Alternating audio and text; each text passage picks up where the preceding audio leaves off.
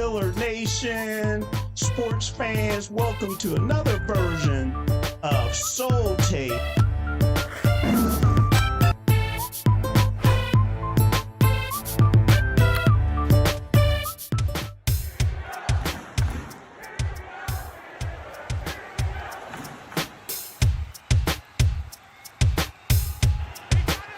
It is a victory. It's called coaching.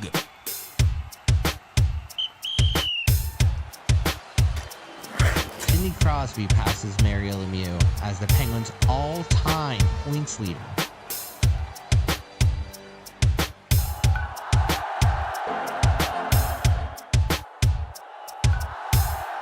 The Pirates have one of the best pitching staffs.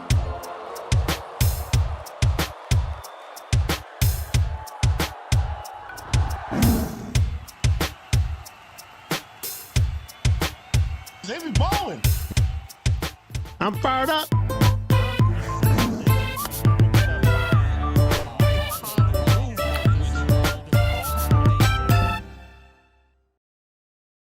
All right. What's up, Pittsburgh? Pittsburgh's DSEN listeners and Pittsburgh sports fans. It is time to get busy up in here. Yes, it is. This is Soul Take on Pittsburgh's DSEN. Hopefully everyone is well. My name is Kevin Cameron in the studio with me today. You know his name, Mr. Ken Craig. What's up, Ken? What's going on? It's Tuesday. Let's do this. Hey, we need to get things popping, as they say. All right. Keith, back with us. Three straight weeks, I believe. Man, I'm feeling blessed, man. Yeah, Thanks for having me. Yeah, no problem. We're gonna get it cracking today, man. That's right. That's what we do. You know, I'm gonna go right by the preliminaries. We'll slide that in as we can, but the numbers are on your screen. And we're going to get to the hot topic, one of the hot topics of the day. And fellas, when I put together the outline, the agenda, I probably changed it three or four times as the news broke, right? Right. We always want to make sure we have a hot lead, and we do have a hot lead here. The man, the backup GOAT. Can I say that? Oh, no, you can't. You can't. No. I can't say that. The No, backup there's no GOAT. thing as a backup the GOAT. backup GOAT. No. Hey, I No. would love to be the backup GOAT. No, I would love to be the backup GOAT. it could be more than one GOAT. It could be more than one I GOAT. don't believe in that, Keith. Could be more. Well, It's very select few. It's a very select few. I think it's kind of hard to say someone is the greatest of all time. I think that there's different eras I was of about to say goats. that. Yeah. Right? Like Well, I can get on board with that. But I think that a GOAT title is used way too much right now. Yeah. And I think it's reserved for a select 3 people. Yeah, it's a very exclusive class. It's goats. It's not a herd. Yeah. So Well said. Okay, so maybe we should have a herd. Yeah. There we go. Okay, Yeah. and everybody should be okay with a herd, right? No. Come on, man. Count on your fingers how many like real life ghosts there are. Well, You know I what mean, if you have multiple, Yeah. it's a herd, right? Yeah, you could say that. Okay, I You could mean, say we're that. not farming people. No, it's not a wolf pack though. It's not a gang of them. You know. A handful. You know what I'm saying? So we're talking about LeBron James made the Lakers aware today that he will not resign with the Lakers. There's a guy out there that's on the show from time to time, Luther Dupree. He's probably sick right now. He's a Lakers fan, What up, right? man? Is he a Laker fan? Yeah, I think? like yours truly. Okay, Yeah. you too? Yes, Are sir. you sick today also? No, because I go wherever LeBron goes. So wherever he goes, I'll get the jersey, and that'll be my team. Key. I asked, the question was, are you a Lakers fan? I was a Lakers fan. You're a LeBron fan. Yes, sir. Okay, Yeah. got it. And I understand as a result of this could be a win-win. I always tell people it's about having win-wins, right? And the Lakers, now they have, from what I understand, like $50 million available to them in cap space. Right. Now, even though the senior James is gone. There's a junior James that remained, Bronny. Yeah. Right?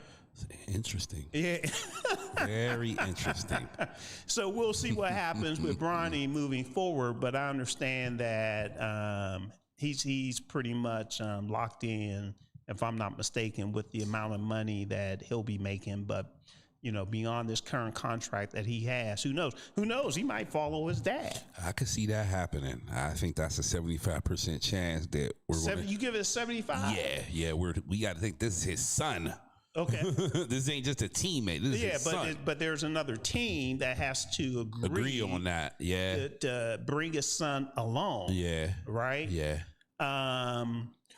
Why?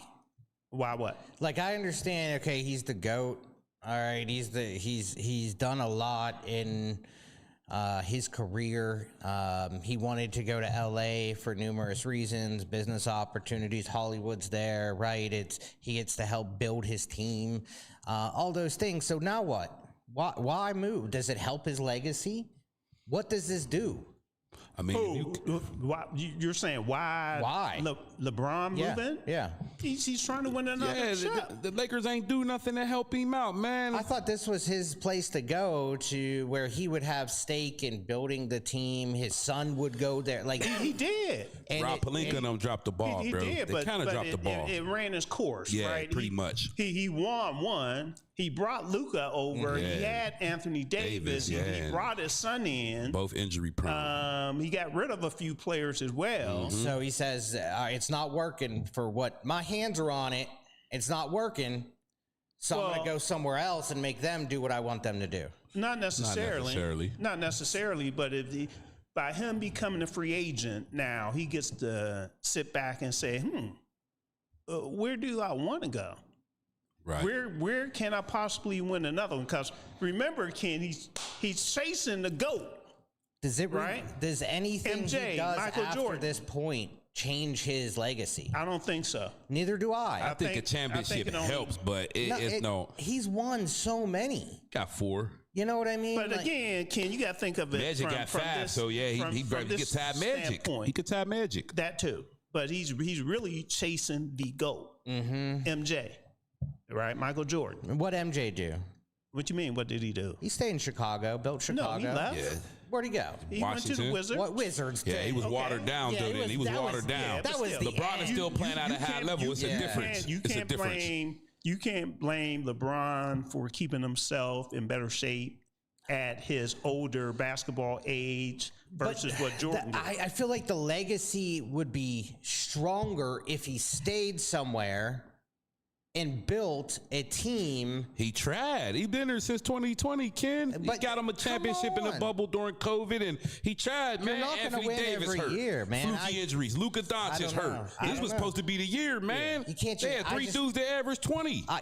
And then he can't win there. Yeah, but they always hurt somewhere though. Else and try. But you know what? But you know what trips me out? I don't know. I don't like it. You know what trips me out? What? Everyday people wanting things to be done different for athletes. So let me make my point. Okay, I have my own business now. Before I had my own business, I worked for FedEx. I worked for PNC, and I worked for some other companies. Really, I shouldn't have gave those two the publicity I gave them. My point is, I moved around for better opportunity. Right.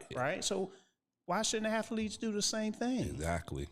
You know, Ken, I know you work for a number of different organizations. You too, Ken. Right. So everyday people want to make it different for athletes. Yeah. And it's about being happy too. If you want to move on for whatever reason and you can do it, do it. Yeah, I think that the debate, I think that this is worth a debate, right? I'm not saying moving is, him having the opportunity to move is not the problem.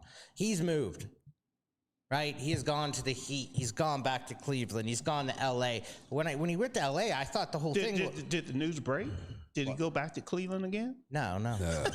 But I'm saying, I'm just checking. At some point, the greatest move isn't about changing teams, right? It's knowing when to stay put or when to walk away. You know what the greatest move He is? stayed put for some years, man. Man, 6 years is nothing. You know what the greatest? Come on. You know what the greatest move is? His happiness. Okay. And he determines his happiness. So if he wants to go somewhere, and if he feels like somewhere else is a better place for him, he should move on and find that better place. Now, NBA free agency. Yeah.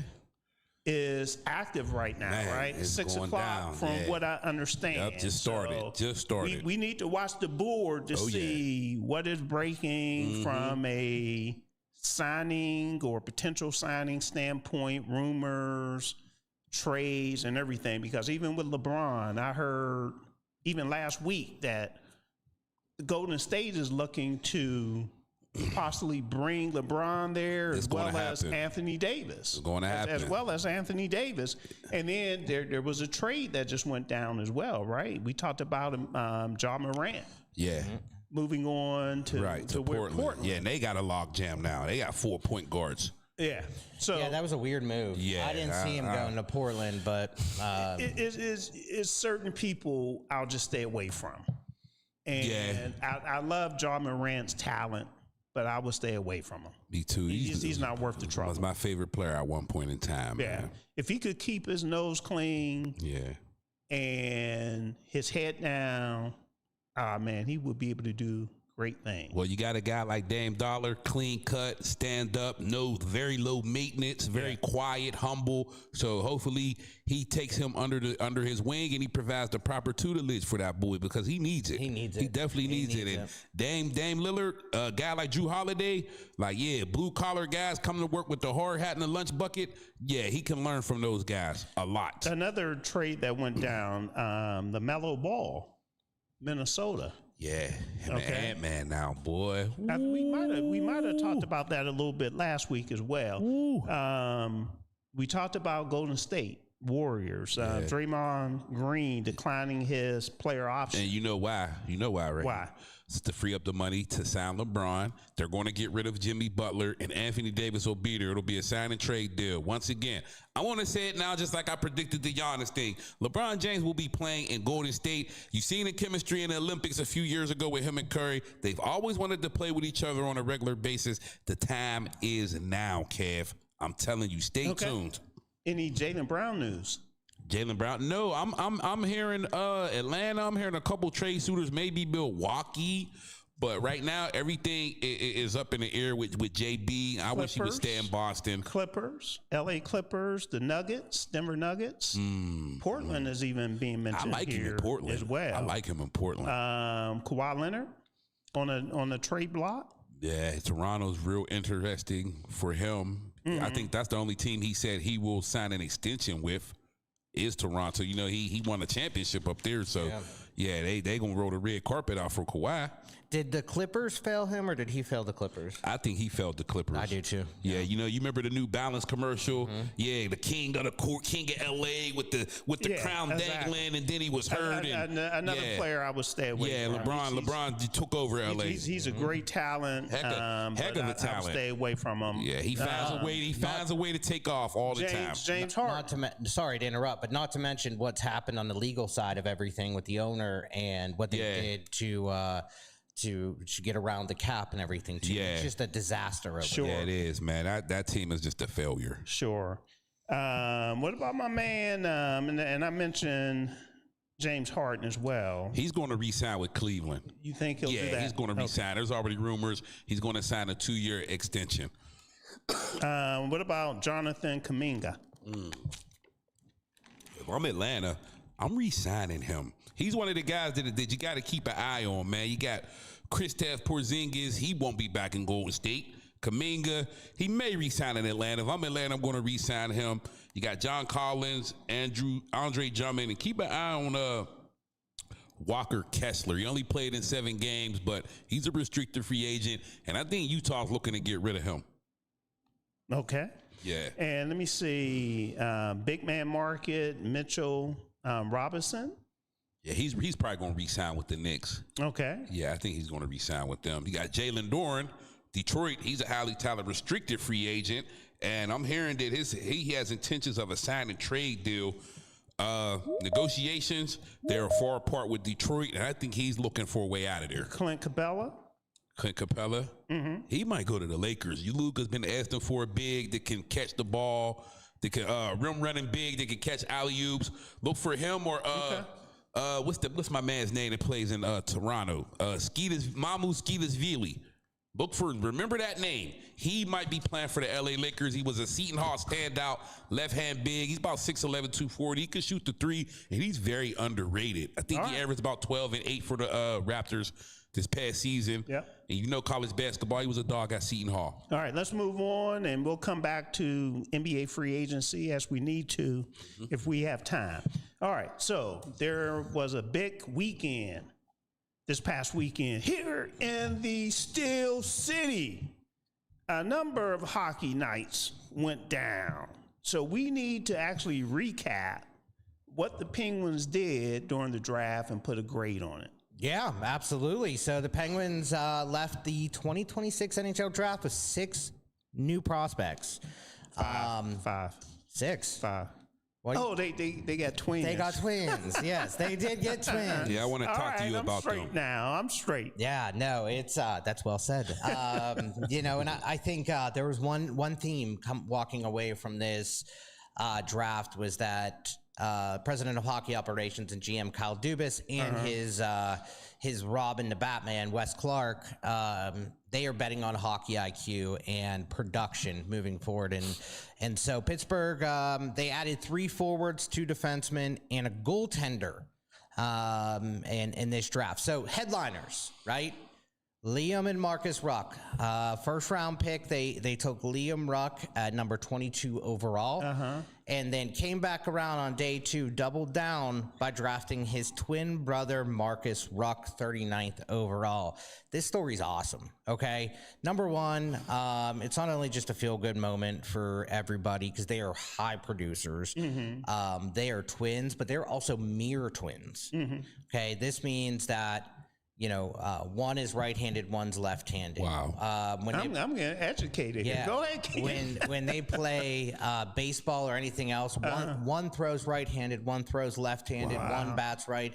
So they've only been apart 4 days in their entire lives. But when they are on the ice, they just make stuff Crazy chemistry, happen. huh? It's crazy sometimes what pops in your head. The way I'm thinking right now with twins, right? You hear all kind of different stories with twins and everything, but I'm thinking baseball, fellas. Yeah. How great would it be to have a set of twins in baseball and one bats third and the other one bats 8th. And when you need a hit, tell them to switch jerseys. Switch jerseys, and you get the third batter in the 8th slot. But I digress. So I was just thinking about that. These are, just absolute. They were projected to go a little bit higher, right? But a lot of teams said if you take one, you have to take the other because of the chemistry they have, right? So there's teams that were like, I don't know if we can do that. Yeah. Right? So the Penguins, they tried to move around in this draft. Kyle Dubas had came out and said, okay, before the draft night, we did try to move up. The prices were too high. They didn't have the... Do you think people or teams really believe that? What's that? If you pick one, you have to pick the other one. Yeah. They felt like separating them. Do you think they would have stuck with it? And the reason I'm asking, Keith, if I know this, I pick them. Right. The Penguins have 6 picks. I'm waiting to pick the other twin with the 6th pick. Yeah. So I could pick some other players in between. Well, that's the thing. And so some teams thought, okay, let's take a shot on one at a, you know what I mean? So either way, they were both projected before the season to be first round picks, both of them. Yeah. However, the Penguins got Liam at 22nd overall, and then in the second round at 39th overall got Markus, his brother Markus. Okay. Liam and And go ahead. I was just going to say, both 6 foot. Liam last year had 104 points, 45 goals, and 59 assists in 68 games for Medicine Hat Tigers. That's in the CHL, the Canadian Hockey League. Okay. And then his brother, Marcus, 108 points. He had WHL leading 87 assists. He's a setup man. Yep. He sees the ice. And just what they do on the, it's so hard to describe what they do, because you just have to watch them. The things that they're doing, you're like, how did you know he was going to be there? Yeah, and let me stop you real quick and let everyone know that we will be talking about Serena Williams and Wimbledon in our next segment. So we'll be joined by Joy Scott and Joe Washington. They'll be joining us virtually. So I just want to make sure the production team, have that system up and running. So after the break, we can have them come on live. All right, go ahead, Ken. So yeah, just to run through the rest of the players. So just really quick though, Ruck brothers, they're going to be spending one more year in the CHL before they've already committed to the University of North Dakota, which is a top 3 hockey program in the nation. So they're going to go there, put on some weight, develop, and we should see them, I'm projecting, about 3 to 4 years. Who, these twins? Yeah. Oh, okay. Yep. So let me ask you this real quick, 2 questions. Give me an NHL comp for both of these brothers, and we're not getting 2 Dustin Jeffries, are we? Are these dudes really the truth, man? Because I'm going to be looking forward to this, and I hope these dudes ain't no duds, man. No. So are they duds? No. They're projects, though. Okay. They're 17, 18 years old, man, right? their future's bright. Yeah. They're super young. Exactly. Wow. Right. So this is their first year of eligibility. They're going to a top tier program where they could put on weight, put on bulk, get bigger, get stronger, get better skating. They've already been at Cranberry in the development camp. So they're on their way. Primed. Yes, they're primed. And you said they'll be in the NHL in about 2 to 3 years max? I'm projecting 3 to 4 years. But when they go up to University of North Dakota, the sky's the limit. They have a very, very high ceiling right now. Wow.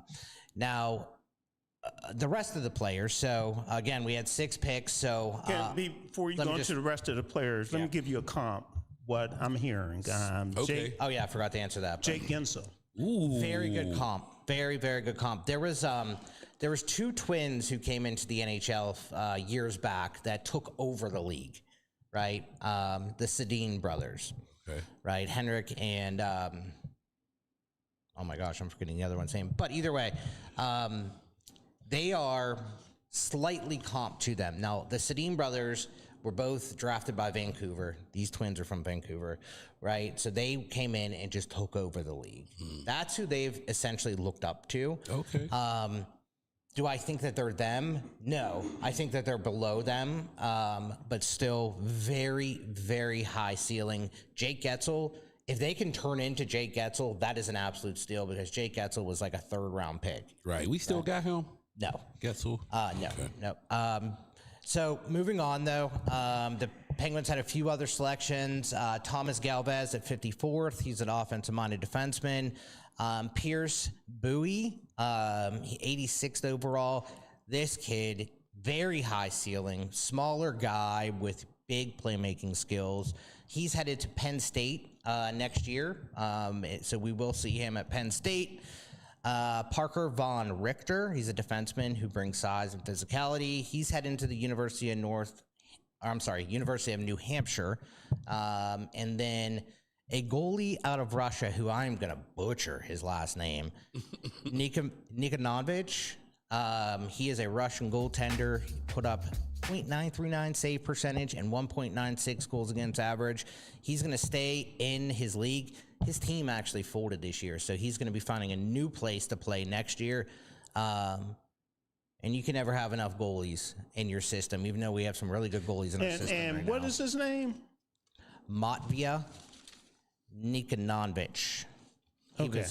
He was our last pick, 160th overall. He's out of Russia, same place that that our other goaltender came from, but he's going to be in our system now. Younger guy. His team actually folded in the MHL, so he's going to be playing in a new program, but in the same league. So.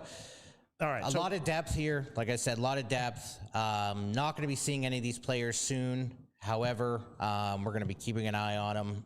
We should see them, coming up through our system in the next year or two. Okay, guys. So we're 1 minute away from break. Ken, give it a grade. I'm going to give it a B. Excellent. Yeah. When I looked at it, that's what I gave it. I'm going to give it a B, just a straight B, not B plus. This was a draft that was filled with a lot of moves, a lot of first round draft picks being thrown everywhere. It was a very rich environment out there, and the Pens did not have enough cap to move up and down. I'm just going to say it's a B. They did well. They sat still. They actually traded into the fourth round to take up another player. So I like it. I like where we're at. And we won't see none of these players for a couple of years. There's nobody that will be on a roster next year? No, that's really normal. And that's okay. NHL. Okay. Very normal. I know you know. It's kind of like baseball. Yeah, you go to the minor leagues. Yeah, you're in the KHL so and all that. Free agency starts tomorrow. Right. Yep. What time? 12 p.m. 12 p.m. Well, noon. Sorry. Okay. If you want to learn more about that, check out Penn's Weekly Update episode with Scott and myself. Okay. We just have a new episode that came out yesterday, which goes over the process of post-draft and what the player development looks like until they reach an NHL an NHL roster and how long that usually takes. Okay, no doubt. Cool. Thanks, man. All right, so we're getting ready to go to our first break. Can I say one more thing? All right. Really quick. I know you said the free agency starts tomorrow at noon. There was a trade right before we signed on. The Pittsburgh Penguins moved one of their top defensemen in Parker Witherspoon.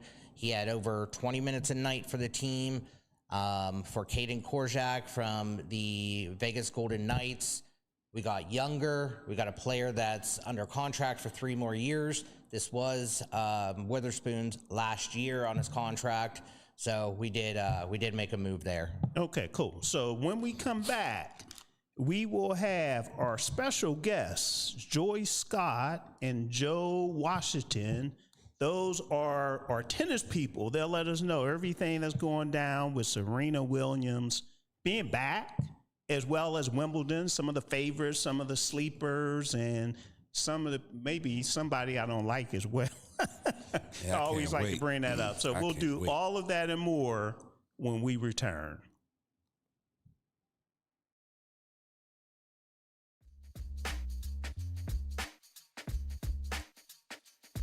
Looking for a cost-effective way to help increase your company's bottom line? Look no further than Soul Pit Media. With our award-winning print, internet, podcast, and Soul Pit television options, we can help your business get to that next level. For more information, contact Craig Dawson at 412-407-7685. That's 412-407-7685. And let Soul Pit Media take you to that next level.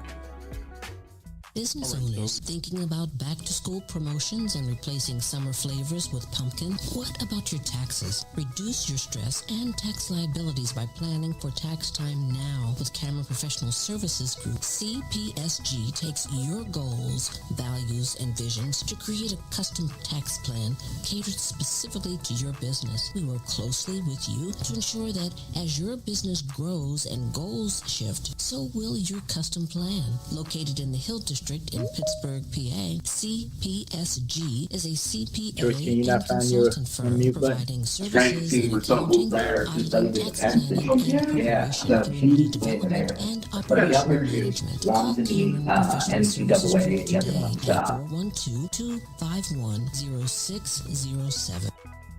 Have you had the Beat by Niche experience? Beat by Niche Hey, Kevin, is one of the can you top unmute makeup yours? artists in the city of Pittsburgh. She's touched the face of Cardi B, Love and Hip Hop personalities, and various Steeler wives. If you have not sat in her chair, what are you waiting for? Visit beatbyniche.com to schedule your special makeover for all occasions: weddings, graduations, proms, photo ops, and more. Visit beatbyniche.com and experience the touch of excellence.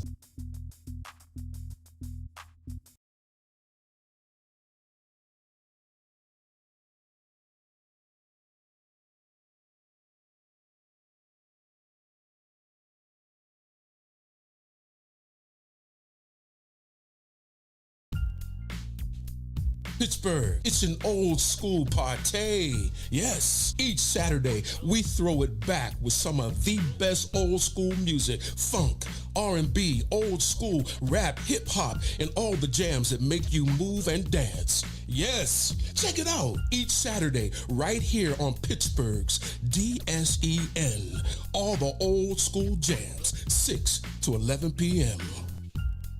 Pittsburgh, have you seen our Sunday radio schedule? Ooh, it is lit. Start the day off with our Sunday gospel music from 7 a.m. to 3 p.m. It will inspire you and have you praising the Lord. Then from 3 to 8 p.m., we bring you Sunday jazz melody for all the jazz lovers. Then cap off the night with the Quiet Storm from 8 to 11 p.m. to hear the best smooth, romantic, and soulful R&B sounds of yesterday and today. All that each Sunday on Pittsburgh's DSEN, the place for soul.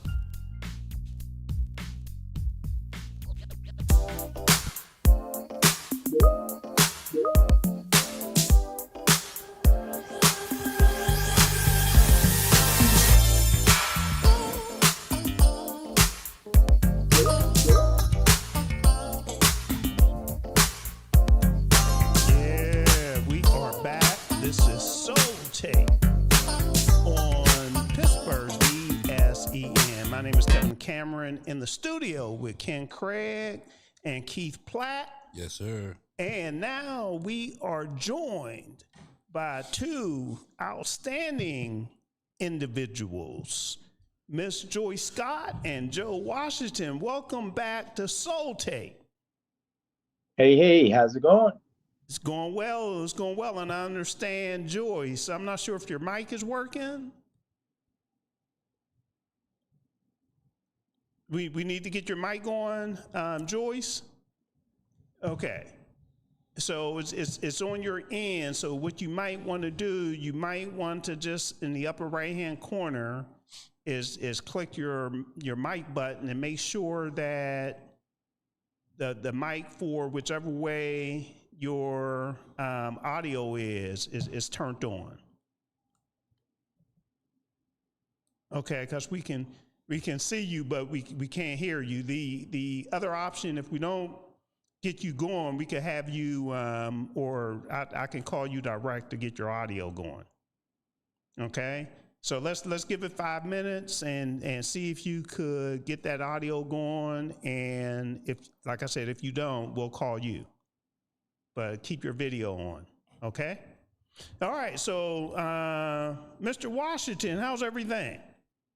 It is going well. So I appreciate you guys having me and us, I should say, Joyce and myself. We normally come in and talk about, what's happening in the tennis, not only in the local community, but what's in the world of tennis. So, and we do have a big tournament going on right now, just started yesterday, called Wimbledon.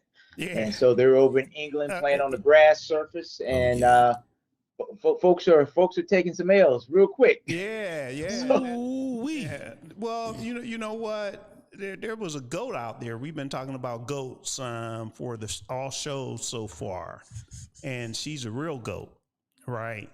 And it was just happy to see her back on the lawn, Joe. You know what I'm saying? Back on the lawn.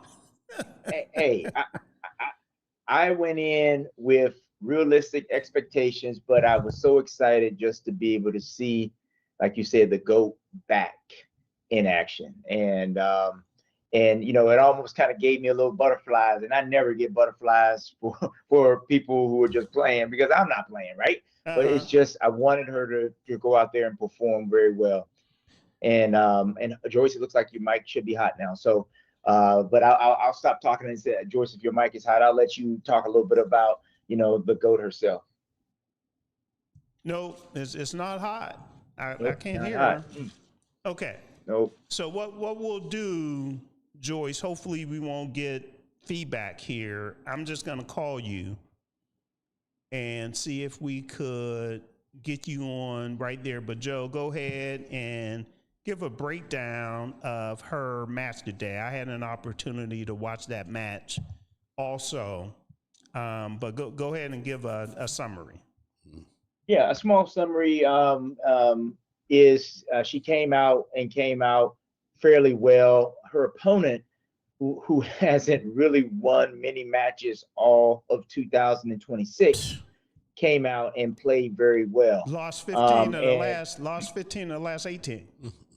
Yeah, and I didn't want to get to all that detail, but she's been struggling. That young lady's been struggling, but she came out and she was able to find the nerves, or handle her nerves, I should say. And Serena played fairly well. She came out well. She came out serving very well. Her movement was well. I mean, haven't played a tournament in 4 years. It's tough to do that, to step right back in and to assume that dominant role that, you know, she was before she left. But, you know, one thing I will say is she had a champion's heart. She fought pretty much it was 3 sets, and it went, I won't say down to the wire in the third set, because I just think after 2 hours, she just kind of ran out of gas. And I think it was more of an emotional thing for her to run out of gas rather than physical, because it looked like she still had a lot of physical goods left. It's just she was pressing so hard, and all that emotion over those 2 hours time span, I think just kind of caught up to her. Yeah. But at the end of the day, she lost in 3 sets. The third set, 6-3. But it was a thrilling tiebreaker in the second set. But I think overall, you know, good, you know, moral victories. I don't like those, but at the end of the day, I think she is ahead of schedule, because her real thing that she wanted to do was really come out and do her grand opening at the US Open in late August, early September. So that's what she wanted to do. Okay, and I'm calling Joyce so we could get her on the line as well. Okay, Joyce, can you hear us? Yes, I can. Okay, you can go ahead and turn the sound off on your end, because we're getting a little bit of feedback. So if you want to mute it on your system. Okay, not on your phone, because now I can't hear you on the phone.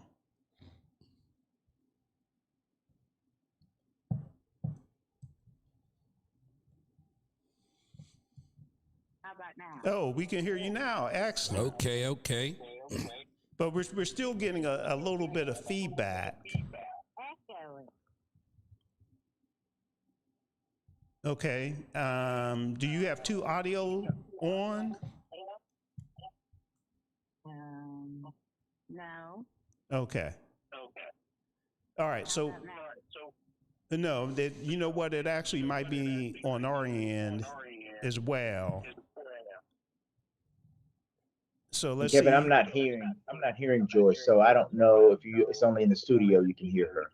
No, we can't hear her as well. Okay. Oh, okay. So what we'll do, Joyce, I'm gonna go ahead. Try now, Joyce. Okay, now we can't hear you at all.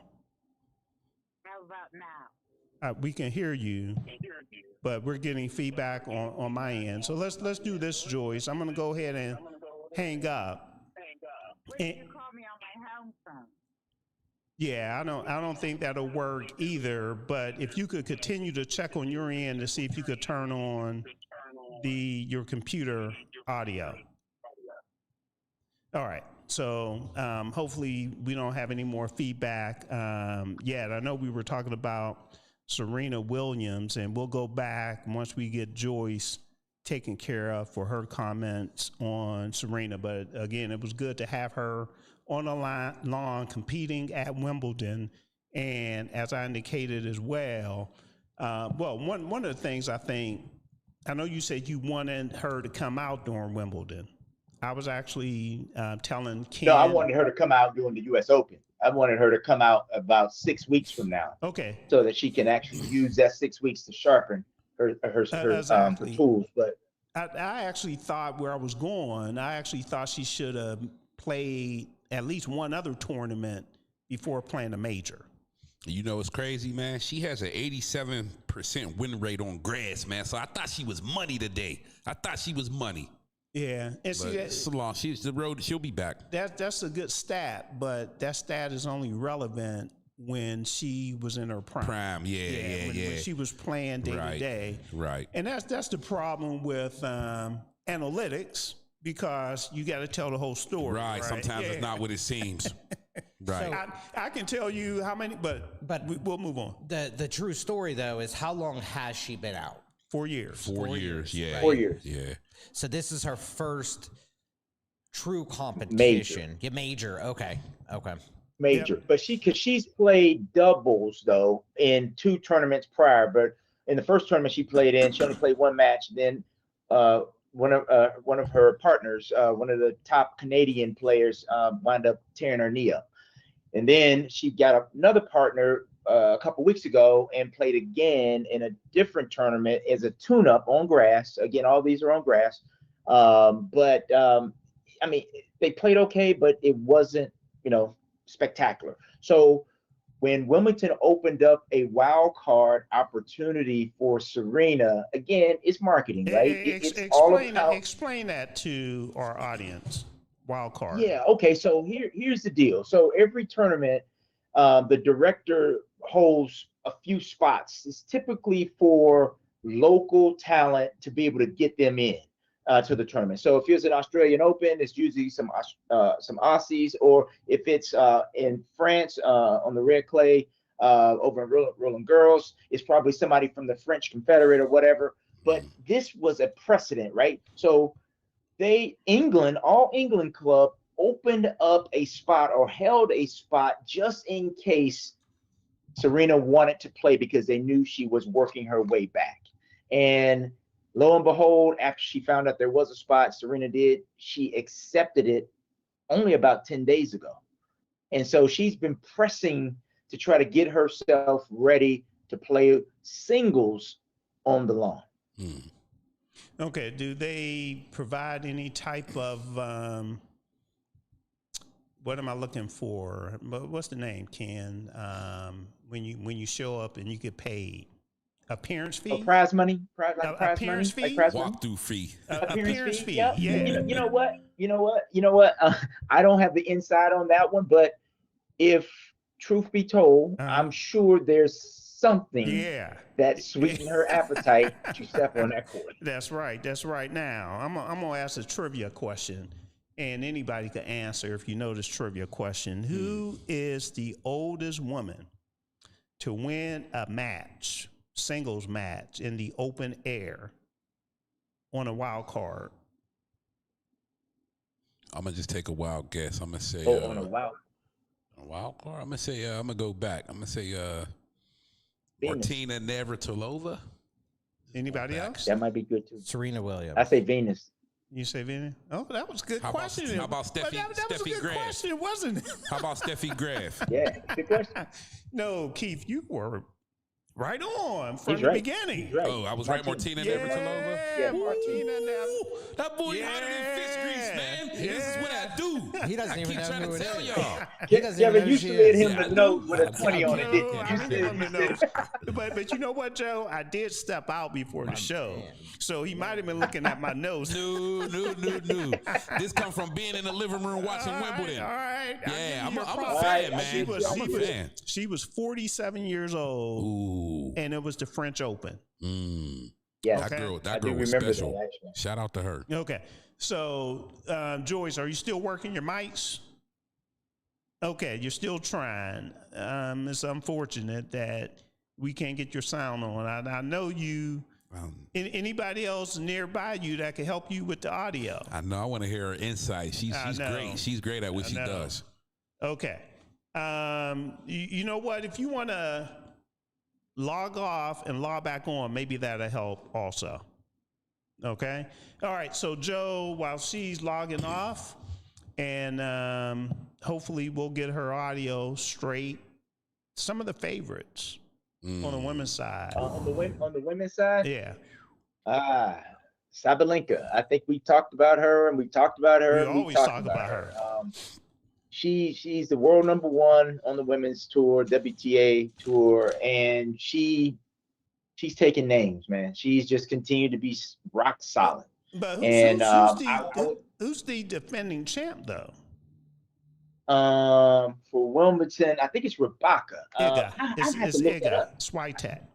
It's Swiatek? Yeah. Is it Swiatek? Yeah. Egan Swiatek? So, yeah. She's the defending champion? Okay, she must have slid in last year after having a dismal year. This must have been the only tournament she won, because she was having 2025 for her was not a good year.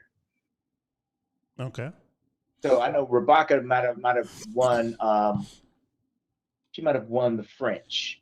So maybe I'm not one of these historians that go back and look at all the names of who's won tournaments, but at the end of the day, who's in rare form, Rebecca is right there as well. And I tell you, I am still, everybody, if Joyce gets back on, she's going to swing Coco, which I don't have a problem that's with. Crazy. That is crazy. That's who I got winning it. Coco Golf, but there is, I still say Naomi Osaka is going to be there. Is that right? She's somewhere, a dark horse. Hold on, we're talking about favorites, Keith. I know. Don't I said push she's him a dark over horse. to the dark horse. Yeah, I had her as a dark horse, but okay. I got Coco winning it. I'll tell you guys why in a minute. Any chance Coco Golf could get it done with that improved serve? I think it's going to be a longer shot, because you only can test that serve under pressure, right? And that serve, she's been working on it, but I'm hoping she can lock it down this time. But I still think the U.S. Open is going to be her best shot, not Wimbledon. Hey, bro, hold up. What about Coco Gauff's elite court coverage, man? She got that baseline speed. It lets her track down tough grass court bounces. But Keith, you got to understand, this grass is not for the fast and the quick. Okay. It helps, but that stuff is slick and it is unforgiving with quick movements. Okay. What about her aggressive serve though? She got the heavy first serve. She usually wins a lot of free points on quick surfaces. Her serve is her Achilles heel. Okay. Her serve is the Achilles heel of her game. If she can get her serve on par with the rest of her game, she will be world number one. Okay. She had a good performance against the girl Tamira Korpakic. Is that, am I saying her name right?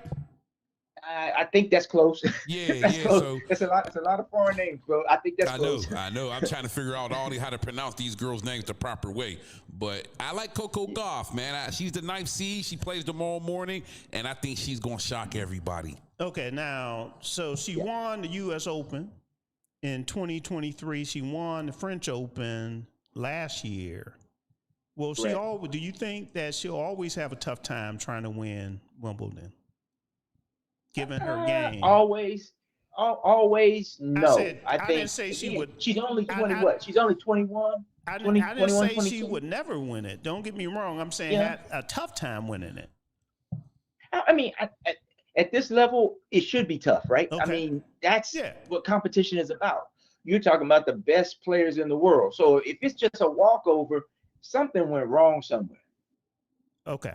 Hey, and what about I got another sleeper, man, before we transfer to the men.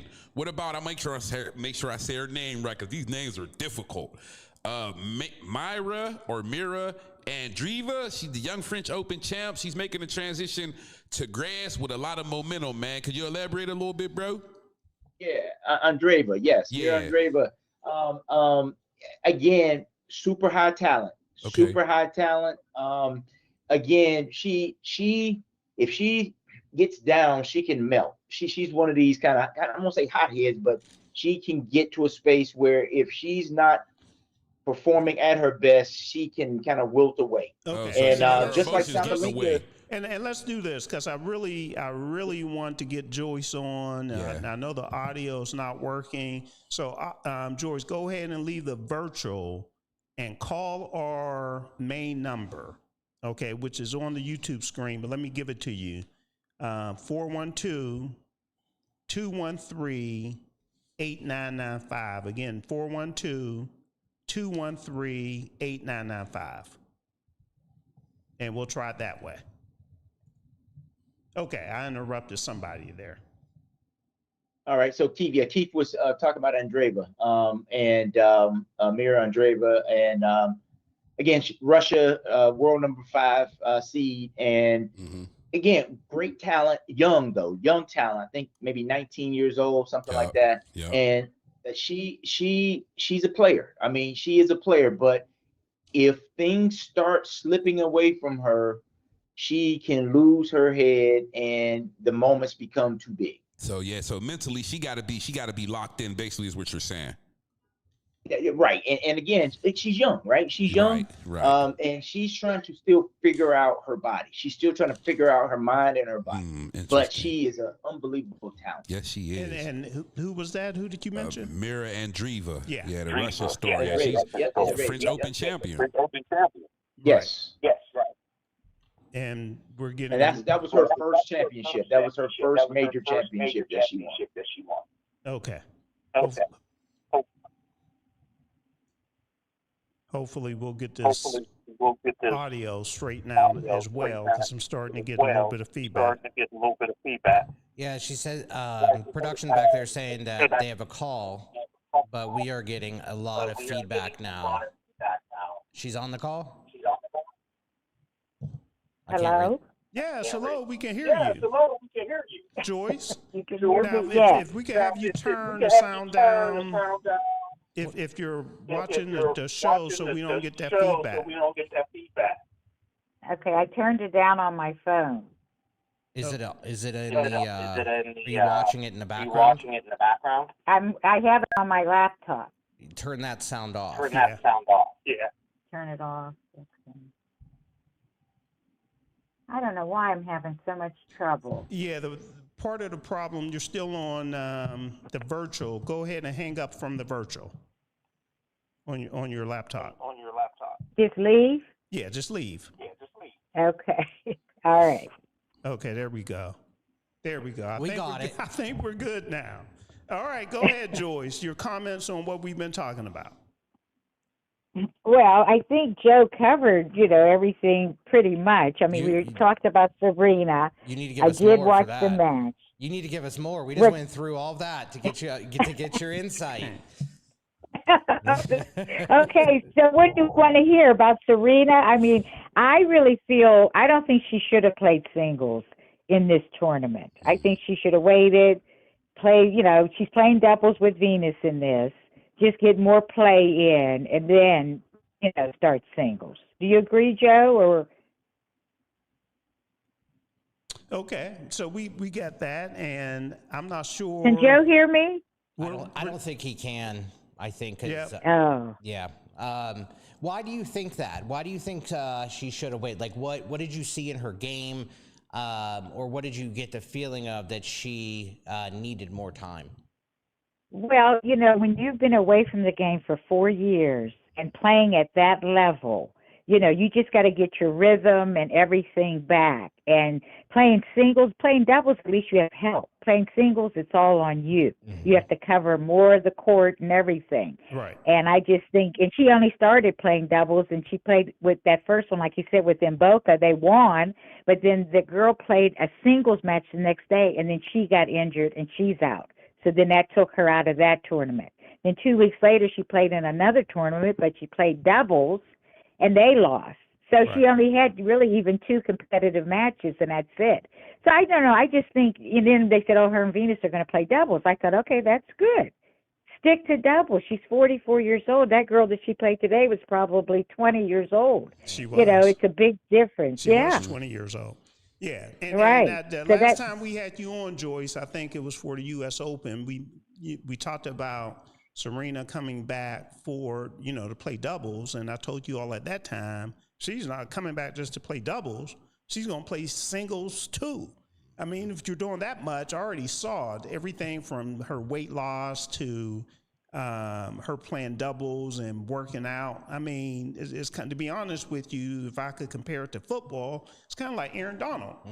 You know, Aaron Donald, he works out, of course, but he's not going through everything he's going through now not to come back. It's a different type of workout. Yeah. Yeah, absolutely. Yeah. So, Joyce, right.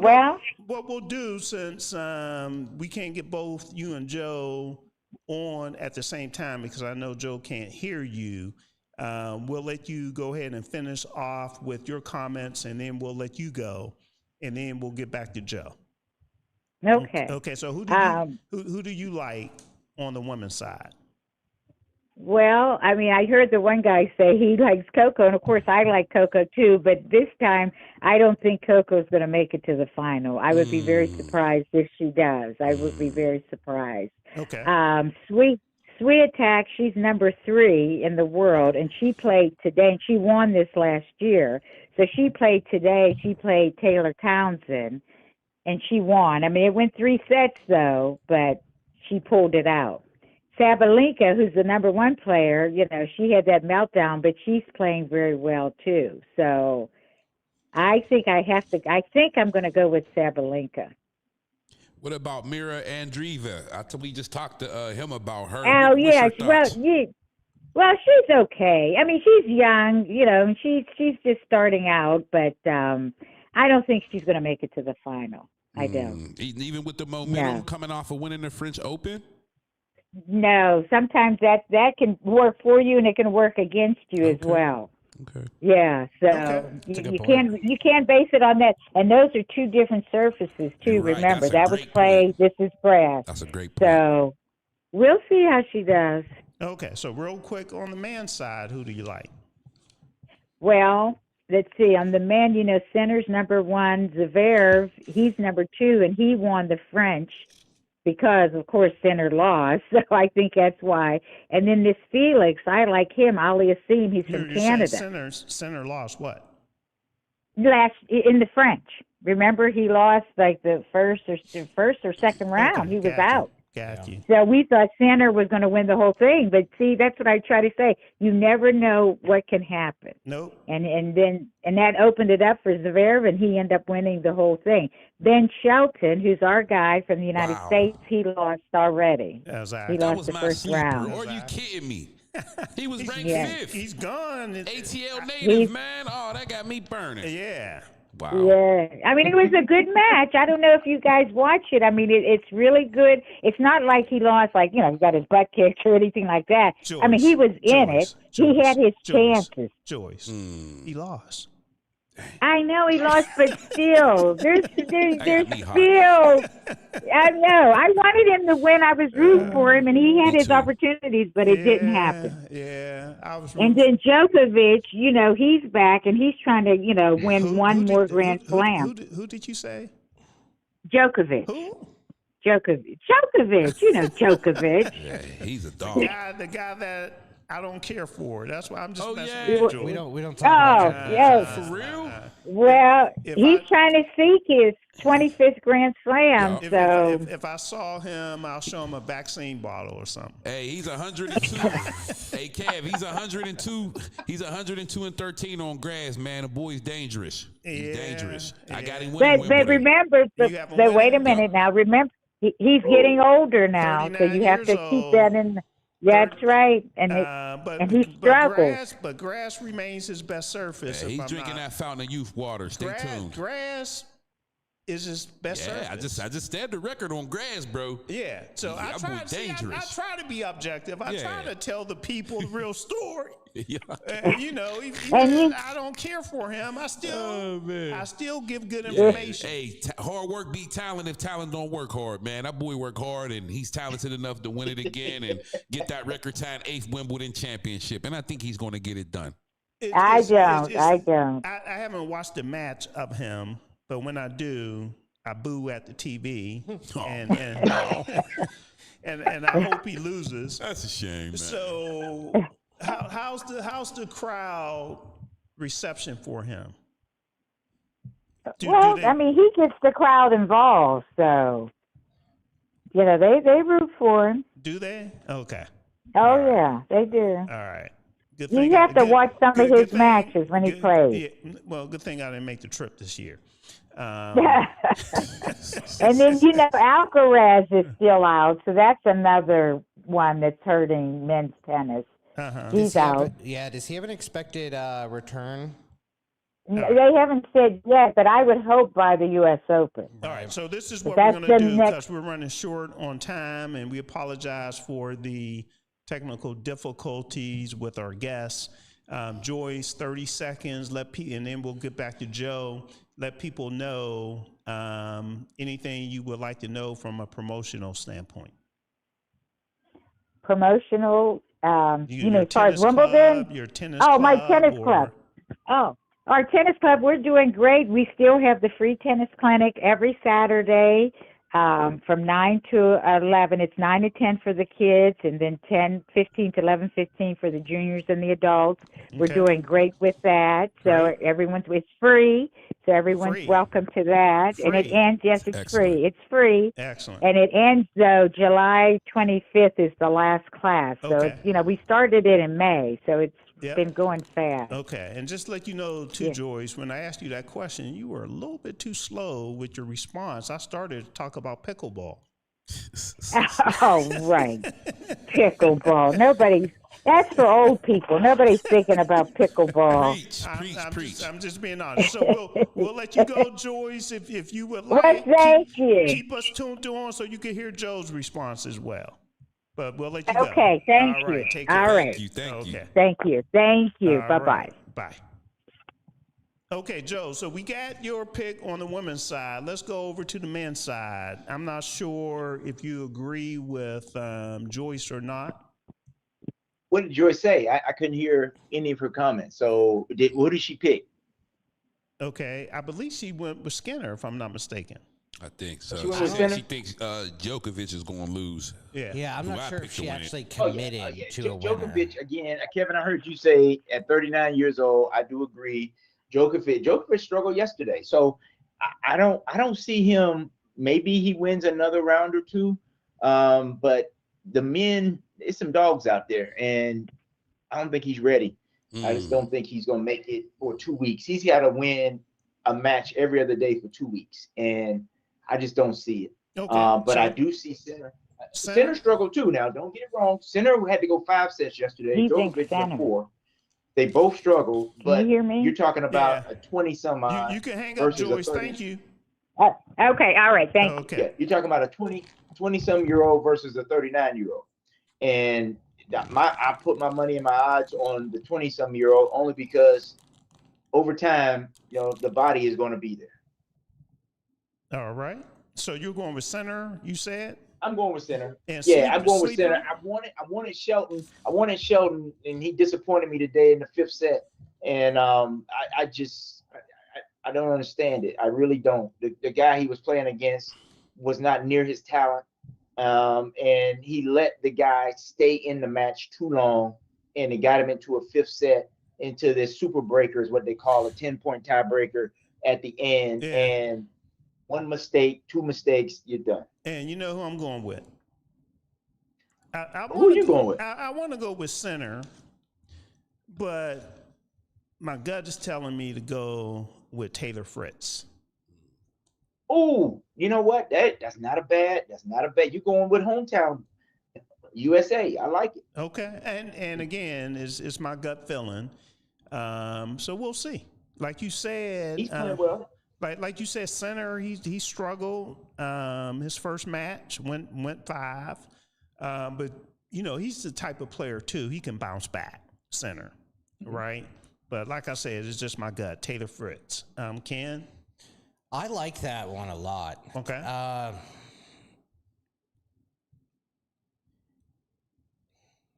Although I'm going to go Skinner. Okay. Keith.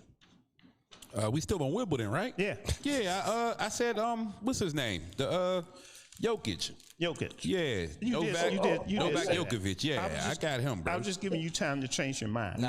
My sleeper lost. Ben Shelton lost, man. He was my sleeper. Okay. So yeah, I gotta go. All my chips are in with Novak Djokovic. So we'll see what happens. Cool. All right, Joe. So we'll go ahead and wrap everything up. We appreciate both you and Joyce joining us as usual. And I would like to give you some time to talk about what you're doing, anything from a promotional standpoint. Absolutely, and I'm not going to do like Joyce and Paul. So I'm going to jump straight in and go straight Excellent. for Love it. straight Love it. straight for the inner city junior tennis program. Who I represent, and I'm the executive director and president and board chair of that organization. And we teach and train kids age 5 to 19, in the game. So people are like, well, why don't you do adults and whatever? That's not our specialty. Our specialty is specifically for kids. And Highland Park's program does have adult programming in it. So that's what Joyce sort of represents. So, but we have a junior tennis talent showcase coming up on August the 16th. And so you can go to www.icjtp.org or https://icjtp.org. And if you go there, all the information around the showcase is there. If you would like to donate, it's there. There's also an opportunity on our website to do that. But it's going to a great cause. Again, it's about trying to affect kids, particularly in the inner city, to give them some opportunities to play a game that they may not have had an opportunity to do, and to allow that game to take them to some spaces where they may have never been able to get to. Excellent. All right. We appreciate you, like I said, Joe. And we'll be talking soon. Now, before I let you go too, are you golfing in the Kappa's event on Monday? The 6th, yes. Yeah. I should be there.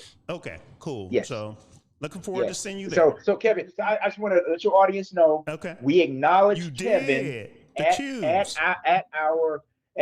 we acknowledge Kevin. Acknowledge him at our Out of 5 golf outing, Ron Foster 30th annual golf outing this year. So Kevin, you got your flowers that you've been asking for. What did he get? It was a beautiful thing. It was unexpected, right? I was surprised, but hey, good surprises, those are the best surprises. What was the, if you can give us just a quick sentence on what was he recognized for? Oh yeah, Kevin was recognized for being one of the flight winners from a prior year. Right. And what made it so beautiful? One of my fraternity brothers who recognized him listened to the call. Yeah. He was on the call and he heard it, and he was like, "We're going to do something special today." Yeah. Oh, that's what's up. So he was listening to the show. He was listening to the show. Fantastic. Yeah. That is incredible. Hey, you know what, Joe? That's making me, come back next year. So, Thank you, Kevin. So I'll be the first person that registers this year. All right. Hey, we appreciate that. No problem. So we'll let you go so we could go ahead and get to this break. Yep. Take care. Yep. Keith All and Ken, thank you guys. Thank you. We'll see you later. See you later. Yep. All right. Bye-bye. All right, so great tennis conversation, fellas. Yeah, I couldn't wait for that, man. Yep, that's how we like to do it. So we're going to go ahead and go to break. But before we do, let everyone know what we have going down. We will talk Pittsburgh Steelers. We're about 4 weeks away from Latrobe. If you don't know what Latrobe means, it's training camp, right? That's the time to get busy, where players' positions are on the line, trying to make the team, trying to make the opening lineup, trying to make a backup or whatever you can do. Be on that 53-man roster. Every week, we've been going through positions and actually ranking the positions according to where they fall in the NFL, and also how they are positioned, the Steelers, how that position group is positioned going into training camp. So we have a lot of fun with that, and we'll do that. And we'll also talk a little golf when we come back as well. We'll talk PGA, what went down, and also what went down with the LPGA. They had their PGA championship. So we'll do all of that and more when we return.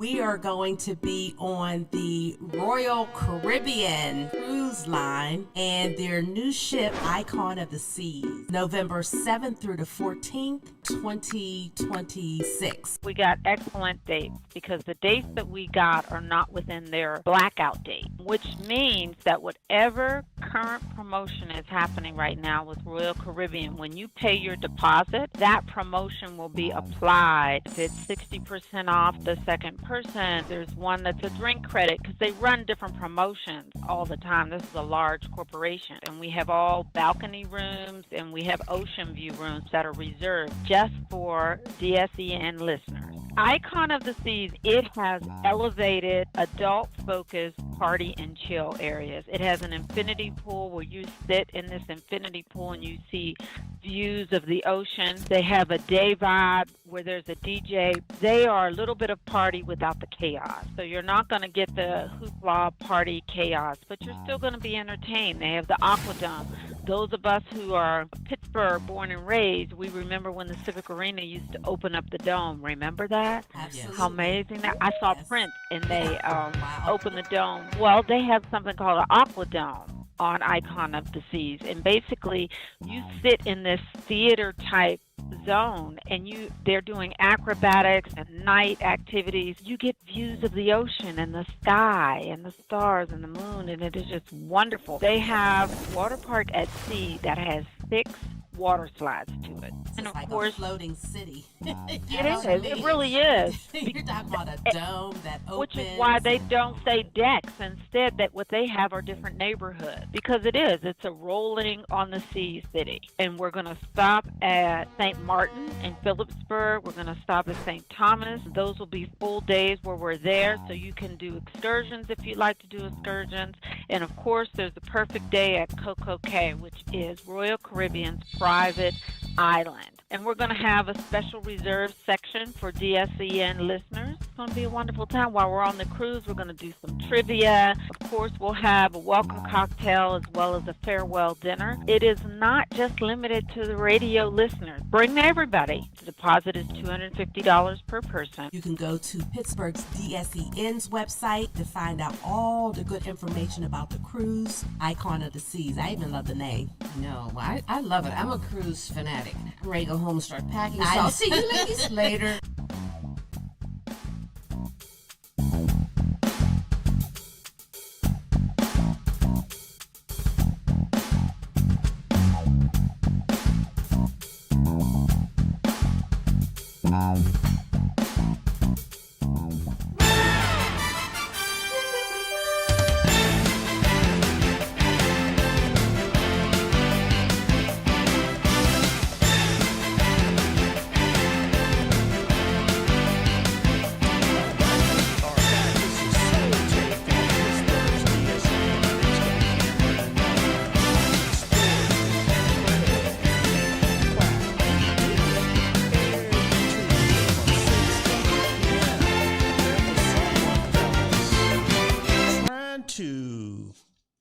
Tear down our phone system trying to get on the line. Talking basketball from the basketball discussion when we were talking about the backup GOAT and when we were talking about I know where you going. NBA free agency and everything. Luther, are you on the line? I'm on the line. What's up, fellas? Kevin, Ken, Black, what's going on? What up, Lou? Hey, you're a little low for whatever reason. Is this better? Can you hear me better now? Okay, so we need Ken is letting them know to turn it up on the Bluetooth side. Okay, there you go. There we go. So can you hear me now? Yeah, we can hear you. Yeah. We can hear you loud and clear now. So. Oh man, that's what's up. Listen, I want to talk about the GOAT. You know, I think I told you it was his last year at the Lakers. I'm so happy he's finally away from the Lakers. When he went there, they were the laughing stock of the league. He brought them back, and they didn't show him any respect the last 2 years. They traded Anthony Davis behind his back, and then last year they could have gave him a 2-year deal, but they didn't. They let him sit there. He had to opt in, and then they said you could be the third star behind Austin Reeves. And the real slap in the face was they made the priority Austin Reeves, sacked him to $46 million a year. They're going to go back. He saved Jeannie Buss. The dad was rolling around in his grave the way his kids had ruined the program. And the organization's going to be the same. They made a major mistake by not letting LeBron retire as a Laker. It's embarrassing. And they're going to be in the play-in team. I mean, they're not going to be able to put a legitimate roster together, and I'm glad because they disrespected LeBron way too much over the last year. But I want to say two things. I hope he does go to Golden State, play with Steph. You know, they get Anthony Davis, even though the Washington Wizards are talking about not making a trade. Listen, man, he's great for the game. Ken, you said something about you didn't like the way he was moving around a lot. You want him to stay with Cleveland when they weren't giving him anybody to play with? Why? I mean, if you don't like your job, you leave. Yeah, I mentioned that. Correct. And if I go to a company and that company says, hey, you get to build the team, you get to do this, you get to do this, you have business opportunities outside. And if I build that team and I don't like that team, whose fault is that? He didn't. First of all, he did not build that team because he wanted Amari Stoudemire the first year. I could go all the way. I can go back to the history. He wanted Stoudemire. They didn't get him. Luther. They got an Antoine Jameson. Come on. They were not giving him the guys he needed. He had to get away. You're losing me now. Yeah, Cleveland. I remember that. He had to get away. Come on. He gave the blueprint for the guys. You know, it can't be a Mitch Richmond where you're a great player stuck in a Sacramento. If it's not working out, you can move. Yeah, But he went to LA. You don't have to be a slave to these NBA owners. If you don't like it, they're not treating you with respect. Get out and find a better place. I love it. King James, go win another championship with Golden State. That's where I'm at with it. Yeah, Luther. I'm celebrating right now. I can't wait. Luther, I'm telling my daughter I'm going out partying. We partying out now. We're going to get Golden State or Miami. And what if we're going to be at Go James, we following. All right, hold on. All right, hold on. Stop for 1 second. He goes to Golden State. They don't win because it could happen. It could happen. There's That was Steve Kerr coach. So hold on. It will happen. But hold on. If it doesn't, okay, who does he blame then? Is it Steve Kerr? Does he get Steve Kerr fired and then take over that? And come on now. See, Ken, you're one of those guys. No, I'm not. I'm here to debate. You're one of those guys. I'm here to debate. He can't win all the time, but let me tell you this. Everywhere he's gone, he's won. Yeah. And if he goes to Golden State, if Steph and Anthony Davis can, tape it up, the real MVP is going to be the trainer. Can he keep those old dudes healthy? That's what you said is so flawed. That what you just said, Luther, is everywhere he went, they won. Hold on. There are so many asterisks you could put on that. Where do I start? So you go. Hold on. So you can't win in Cleveland. So you go to Miami on a dream team, and you win a championship or a number of championships in Miami. And then you feel as though you need to move on again, and you go to the Lakers, and there's another asterisk because the championship that you won in LA was what? During COVID year. No, that's not no asterisk, bro. No. I hate when y'all do that. Everybody agreed to play in that bad boy, man. We all knew the circumstances, Cam. Don't do that, Cam. Don't do that, bro. Don't do that, Cam. It's still an asterisk. It's no different. No, because they had the choice. If they didn't want to play, they shouldn't have played, bro. It's no different than the Pittsburgh Steelers losing at home to the Cleveland Browns. Asterisk in the playoffs. Nah, that was a COVID year. Nobody was in the stands. Okay, but I missed another asterisk, Cleveland, right? Yeah, they rocked us that year anyway. So he couldn't win with Cleveland. So he left Cleveland to win at Miami, and then he went back to Cleveland because Kyrie Irving was there. So he played him. Kevin, you listen. Let me tell you the truth. You said a bunch of nonsense. Let me give you LeBron hate is crazy, man. Okay? Come The on. LeBron hate is crazy. It's not LeBron hate. I'm just calling it, and go ahead, Luther. When he went to Miami, they hadn't made the playoffs for 3 years. So what?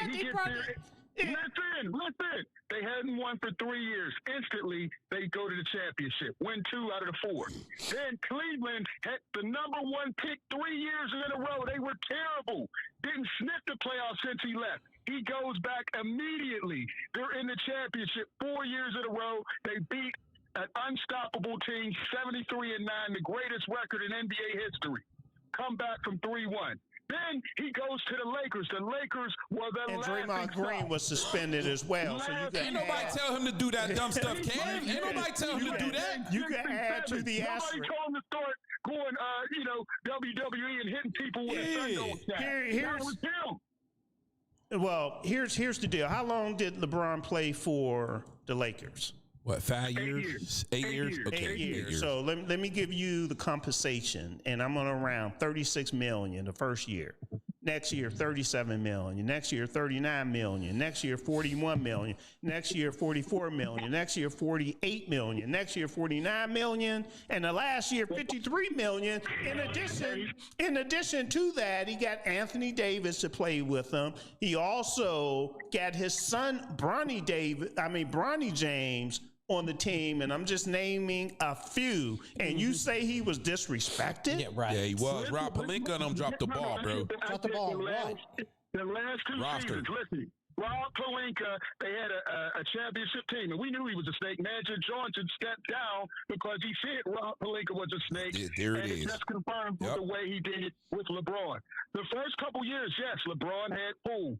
They came to him, hey, what do you think about this? What do you think about this? But when they backdoored him and traded Anthony Davis without even calling and letting them know, that was disrespectful. And then soon as Luka gets there, does he have ownership? Does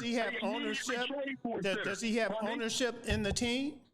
No, but there's a certain respect you do with star players, Kevin, and you know that. I do agree with that, but what you have to understand. Hold on, Luther. Here's the deal, and I tell people this all the time. No matter when you have relationships, everything won't be peaches and cream. In our households, there is not peaches and there's not peaches and cream. So my point is, you're going to have some disagreements. Now, I'm not saying there weren't always disagreements with LeBron James and the Los Angeles Lakers, because I'm sure there were. However, to say he was disrespected, I beg to differ. I think he was. I beg to differ. He was the last 2 years. Construction, bro. He got the coaches. Hold on. Who's the coach? Who's the coach of the Los Angeles Lakers? JJ Redick. Okay. And why is he there? Because of LeBron. Okay. Thank you. So okay. They still didn't get the rosters right, though, man. 2 things can be true. Listen, when JJ Redick got there, he was the 3rd choice. Remember, but he was handpicked by LeBron James. LeBron James brought JJ Redick in. They wanted that early, though. LeBron James, regardless, it was LeBron James that brought him in. He brought Anthony Davis in. He brought Bronny James in. And that was a great move. And it was a great move. I'm not saying it wasn't, even though I disagree with it, because there's a whole lot of people that put in time and waited to have a head coaching opportunity to have somebody just jump the line. And that's another discussion. That's a whole nother discussion, but he wasn't the first choice. And Rob Pelinka and all them said, oh, he reminds us of a young Pat Riley. It was, yes, LeBron brought him to him, but they confirmed it. I'm just saying. Remember, when LeBron first got there, he wanted you could say I'm disrespecting him by saying he's the GOAT backup. If you want to do that, here you go. That's an opinion. Come on. But when you're closed out of the future of the team and who's the makeup, and instantly you start jumping to Luka. I mean, yes, Luka's a young guy. You're going to build around him. But I still believe the way they treated him and made him the third star behind Austin Reeves, when Reeves is only there because of the tutelage of LeBron James. To be the 4th best all-time player in NBA history is no disrespect. I mean, it really isn't. That's an opinion, but stats and everything else say he's not. He's top. If you look, you can't write the record books without saying LeBron's name. Correct. You're right. Absolutely. Absolutely. We all agree with that. So what? Years, everything. What he is the so for people to say he's not in the conversation is insane. Let's meet in the middle. He's the GOAT basketball player of Ohio. Okay? You done lost your mind, whatever bro. you want, but You done lost your mind. Back me up and say he is the GOAT. That's what the stats say, and going forward, everybody's going to agree. Before we let Luther go, did you have something else? Yeah, and my only question here is like, what's next, right? Like, what is he chasing? Is it just another ring? Yeah, that's what you're in it for, right? No, you want to win. It's about legacy as well. You play the window, right, Ken? I feel that your career is your entire legacy. Period. That includes rings. Rings are included in that legacy. Luther just talked about stats. I'm going to take a quote from Haeran Ryu. Luther just talked about stats. Yeah, so what is he chasing? Hello, you play to win the game. Yes. And he's playing to be happy. Haeran Ryu. He was not happy this last year playing for the Lakers. What he's looking for now I definitely agree with that, Luther. And have a chance at the ring. I definitely agree with that part. If you talk to any old NBA, NFL, or Major League Baseball player, what do they say? They wish they could have played longer, but their body couldn't do it. So everybody wishes they could have played 24, 25 years, but they couldn't. Let me out against LeBron James. Yeah, he defied all the odds. LeBron didn't. Right. He defied the odds. Now, if he goes to, let's just use Golden State as an example. Okay.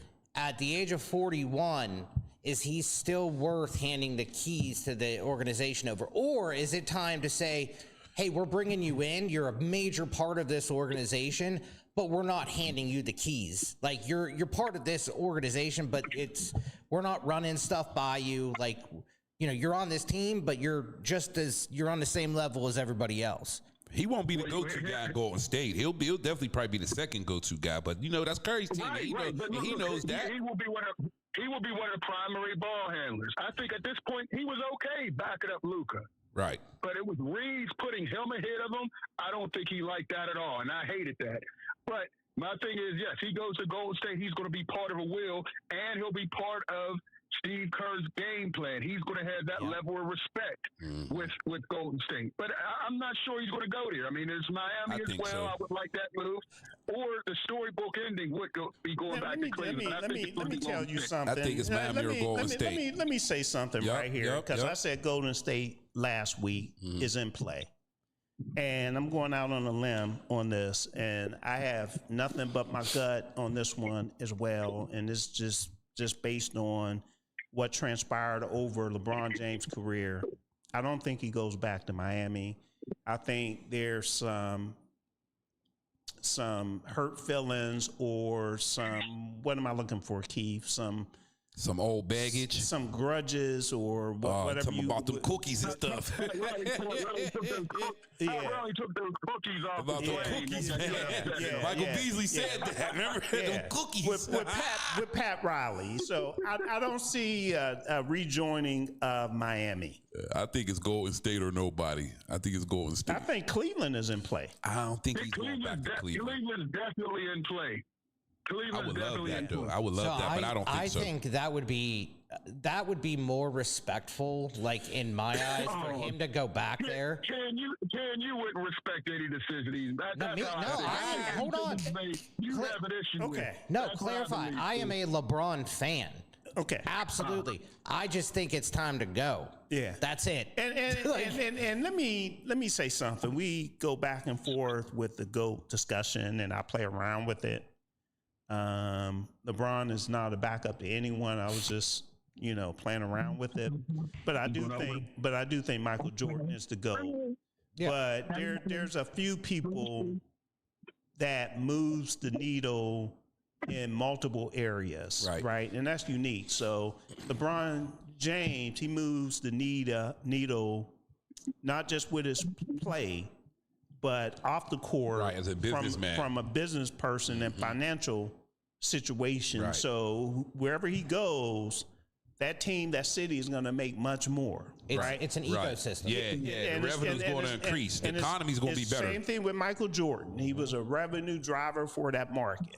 You could say the same thing about Deion Sanders, right? Man, that's a good point. You That's a know, good one Colorado. right there. Yeah. So I really do respect LeBron. Like I said, everything I was saying before, if someone tries to cut it up, I was just playing. Yeah, well, we know that. Yes, absolutely. And same thing. Like the ecosystem that follows LeBron is real. Yeah. It very much is real, and I am a fan of him as a basketball player. The debate can go on as you know, when it's time to put it away, and that's what we're here to debate, right?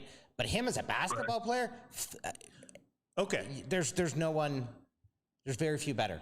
Right. Exactly. So we need to move on. Thanks for the call, Luther. Before we let you go, before we let you go, we're going to talk about this, but give us your quick grade on the Steelers secondary. Ooh, the Steelers secondary, Joey Porter Jr. I'm high on him. I think a lot of people are underrating him because of interception. I give him a B. Wow. B. Okay, wow. Luther B. I give him a B. All right, cool. A B minus for the B. Thank you for the call. I appreciate you guys. Thanks, Luke. Good discussion. See you, Luke. Okay, talk to you later. Bye. All right, so let's hop right into it, fellas. We're going to go ahead and blow by this last break. Okay, so we could get caught up on a number of different things. Matter of fact, before we go to the Steelers' ranking of their secondary, we need to talk golf real quick. Okay. So on the PGA Tour, Viktor Hovland won the Travelers over the weekend, the Travelers Championship, and it was real eventful. They had some rain delays, and Viktor Hovland actually shot -21, but he wasn't the only one that shot -21. Scottie Scheffler also shot -21, so they had to do a playoff hole on Monday. Hovland made his birdie putt, which was longer, and Scottie Scheffler had a shorter one and he missed it. So as a result, that's the champion, Viktor Hovland. And after they both hit those approach shots and were, you know, within, let's say 5-6 foot, right? They both were beautiful shots. Yep. But the look that Hovland had in his eyes when he was walking up the fairway to that green, I was like, he's winning this. You know, like he gets so dialed in and he has that serious look, and it's just like, it's how people explain that dog in him, right? Like he had that dog in him. He had those ice cold veins in that moment where nothing was stopping him, even though his putt almost lipped out. It almost lipped out. It almost missed. Yeah. But it was an awesome moment. So good for him, man. Incredible round. Now, what's up next this week is the John Deere Classic. And the John Deere Classic, I think, is in Illinois. If I'm not mistaken. It's in like that Davenport area, which is like right on the edge of Iowa. TPC Dairy Run, if that's how you pronounce it. Okay, it's supposed to be a course. So that's the name of the course. It's supposed to be it's TPC Deere Run. Deere Run. So John Deere Run. John Deere, makes sense. John Deere has their headquarters there. Okay. Right in that kind of Iowa, Illinois, Missouri kind of area. So it says Illinois. Illinois, yeah. So it's but it's that little area there, but that's where they always have it. It's the John Deere the John Deere Classic, where they always have the same tournament. She loves Illinois. Okay. Now, this is supposed to be a course where you could score on, but at the same time, a lot of the top tier players consider this a rest week. So they don't play in it. They, hold off until it's time to play in the Scottish Open and the Open Championship. So yeah, the only two-time winner two-time winner on the tour that's playing is Chris Gotterup. So he is a favorite right now. He's I think he's a plus 1,500 to win. Okay. Right behind him is Griffin, and then Keegan Bradley is another name that's in there for plus 2,200. If I'm not mistaken, he's been playing pretty good golf. Yes, he has. Yeah. Now, on the women's side, I said there was the PGA Championship. Haeran, if I pronounced the name correctly, Ryu actually won that particular championship. And I think going into that championship, fellas, we actually had Nelly Korda as a favorite to win that particular tournament. And I didn't really take a look to see where she finished off at. She finished tied for 8th at 6 under. At 6 under. Yeah, Okay. Rue finished at 13 under. Okay, I got you. All right. So that's what's going on. They do not play this particular week. And do you have a score for Haeran Ryu also? That's what I just said, 13 under. 13 under. Okay, got you. All right, so we'll move on, and let me make sure that we're covering everything else we need to cover before we get to the Steelers as well as the Pirates. So from a WNBA standpoint, Keith, Commissioner's Cup will be played today. Actually, they're probably playing right now. I think that was a 7:30. Oh, you want to talk about that now? Yeah. Oh, okay. Yeah. All right. I thought you were going to do that after the Steelers. Okay. So we're trying to catch up from a time standpoint. I know we're going to spend more time on the Steelers, on the Steelers and Pirates. So I just want to make sure we did a brief some brief information on the WNBA. Yeah, I mentioned man. Aja Wilson is probably out. I know, tonight. man. Them girls, she's out. I watched that game too. Right leg injury. I thought it was just the ankle. I guess the MRI results came back different, but that's a major loss. 25 points, 9 rebounds a game, but I still like Vegas to win, and here's why. Keep an eye on Vegas shooting guard Jackie Young. 16 points a game, 4 rebounds, 7 assists, 38% three-point shooter. I think she's the X factor. She's been putting together a lot of 20 balls lately, if you pay attention. Also, another reason why they're going to win, Trinity Carter. She's just now starting to get healthy again. 15 points a game, 52% three-point shooter. A blistering 60% from field goal from the floor, field goal range or whatever. You know what I mean? She just had 28 points and 8 assists versus Chicago Sunday. That was Jackie Young, pardon me. And also another woman that has to step up tonight, the point guard, they call her Chelsea Gray. 12 points a game, 7 assists, 42% three-point shooter, 1.1 steals. She's going to have to increase those averages tonight. She got to put in at least 20, about 10 assists, hit about 2 threes, and show us some of those Jason Kidd type passes and show leadership. I like the Las Vegas Aces in a close one tonight. I like them in a close one. And what's on the line? Whoever wins. Commissioner's Cup.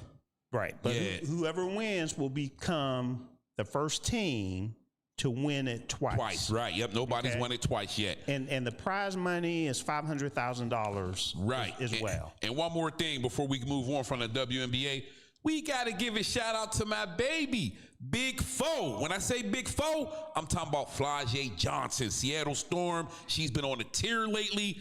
Last 4 games, 21 points a game.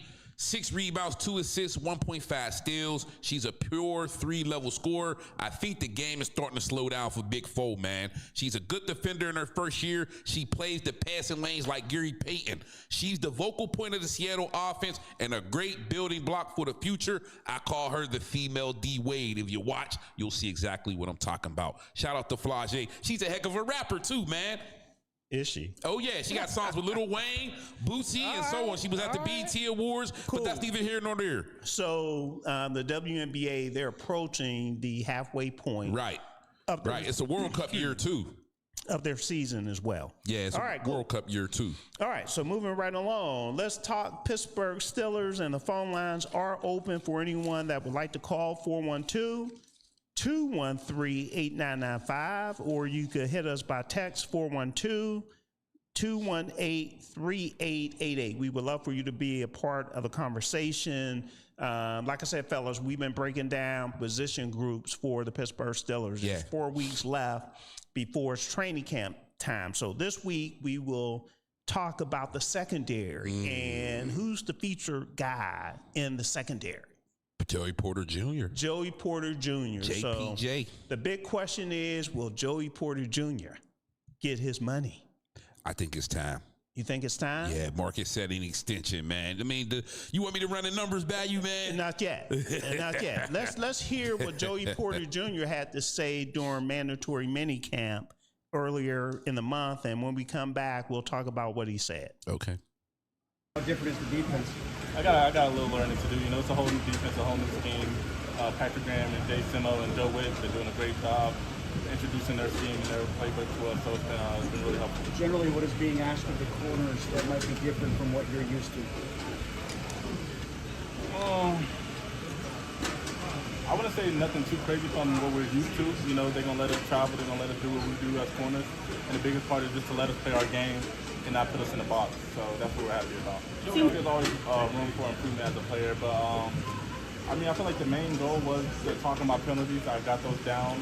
I did what I was supposed to do when I traveled, and I felt like I really showed that the last time I touched the field. So it was pretty good. Joey, what's it been like working with you and Jalen Williams were talking about who's going to take the number one guy. We're hearing a lot from the coaches that Jalen's going to be more like Charles Woodson, traveling all around. What are you excited about how you guys have progressed as a duo in the second? I mean, I was excited when we got him last year just because I've been a big fan of this game for the longest. So the fact that he gets to play the role that he wants to and move around, and I get to travel with the best of them, I mean, I'm happy with that. And I feel like he's just going to grow our relationship even further. He's a great mind. He's been in this league for a long time. So like I said before, I get to pick his brain and Jason. I'm happy with that. One more if you guys.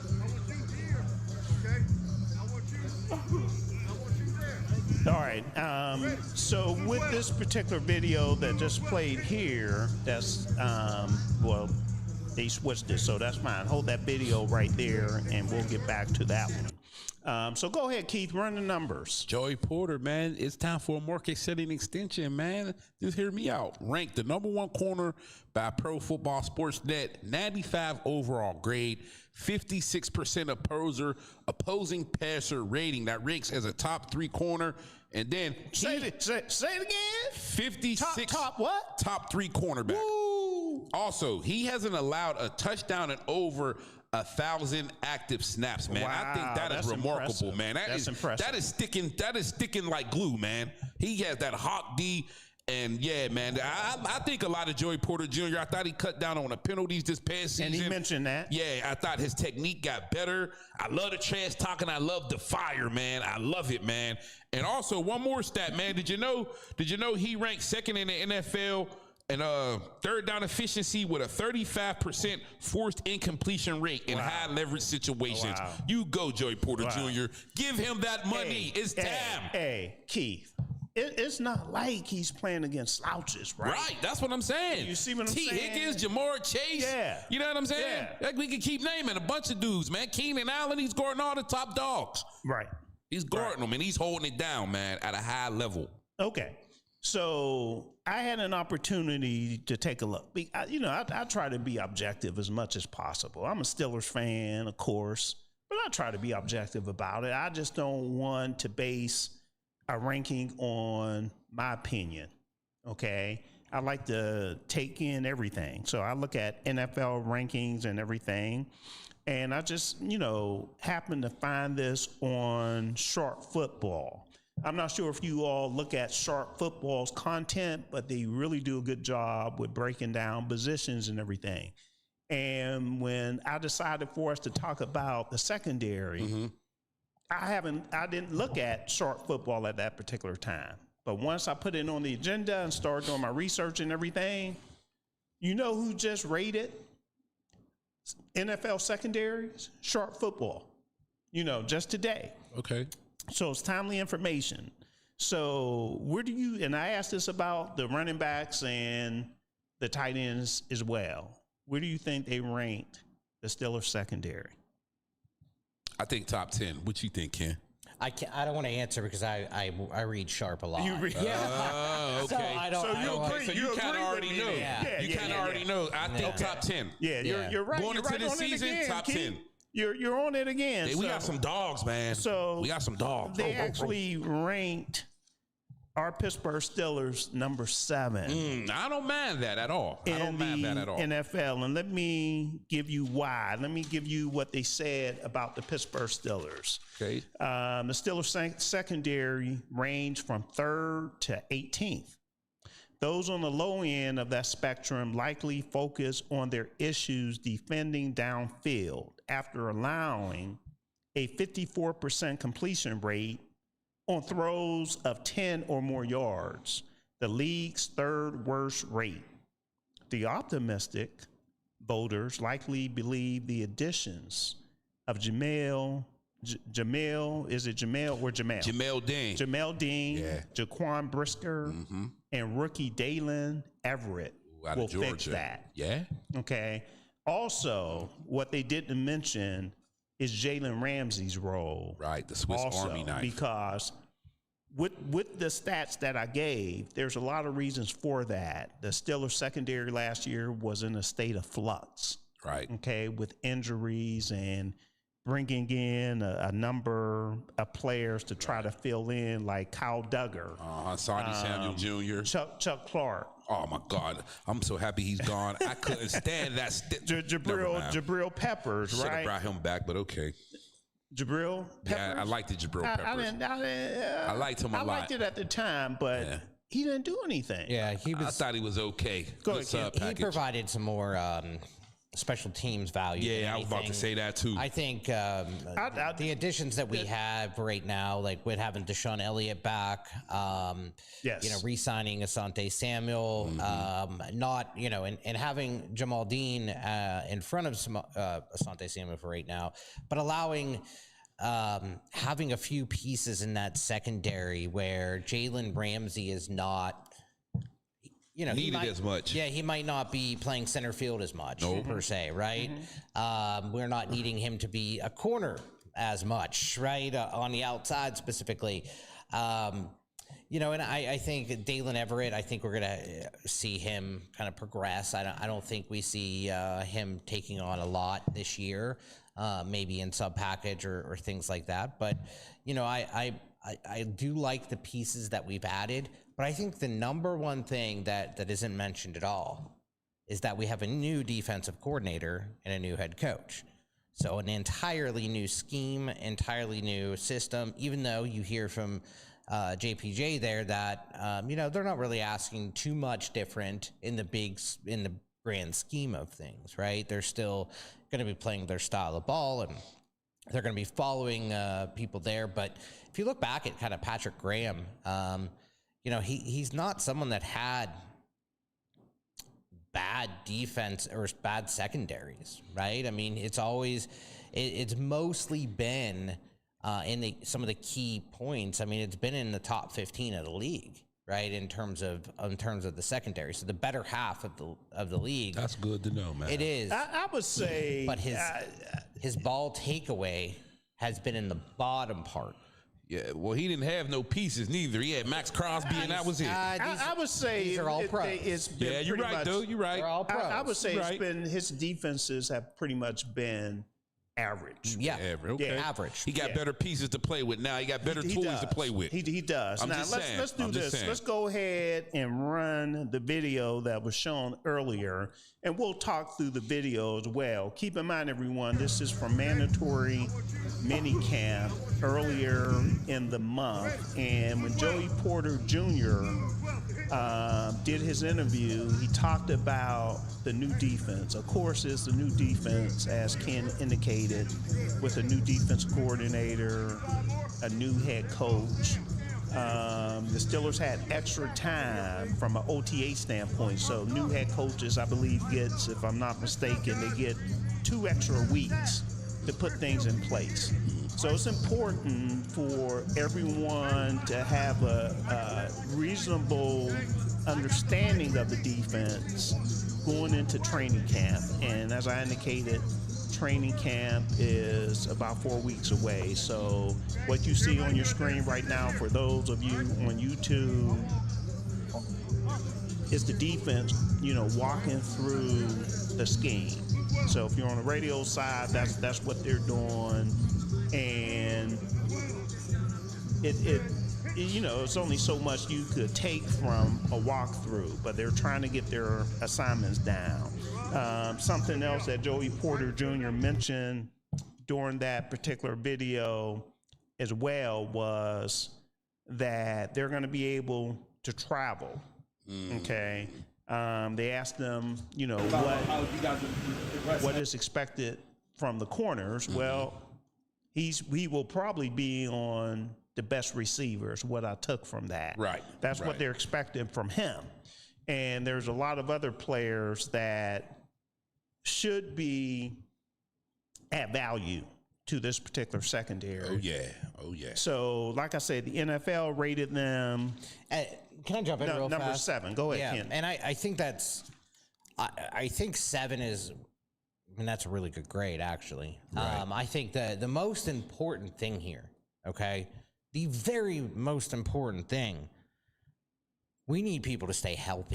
Yeah, right. Jamal Dean has not had an entire season in a number of years. He didn't play the full season last year in Tampa? No. Okay, he graded out pretty high, though. He grades really high, but he misses 2-3 games a year, right? So and that's okay. That's not the end of the world. Yeah, it's not 10 games. Sunday Samuel Jr. is coming back from a really bad injury, right? So and he did okay last year. Yeah, Joey Porter's been really good about being healthy.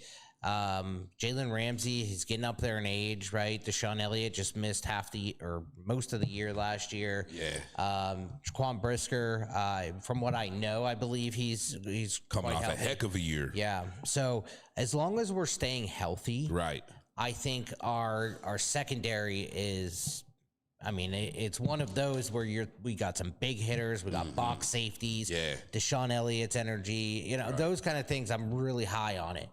If we could stay healthy, I'm looking at that kind of B plus level secondary.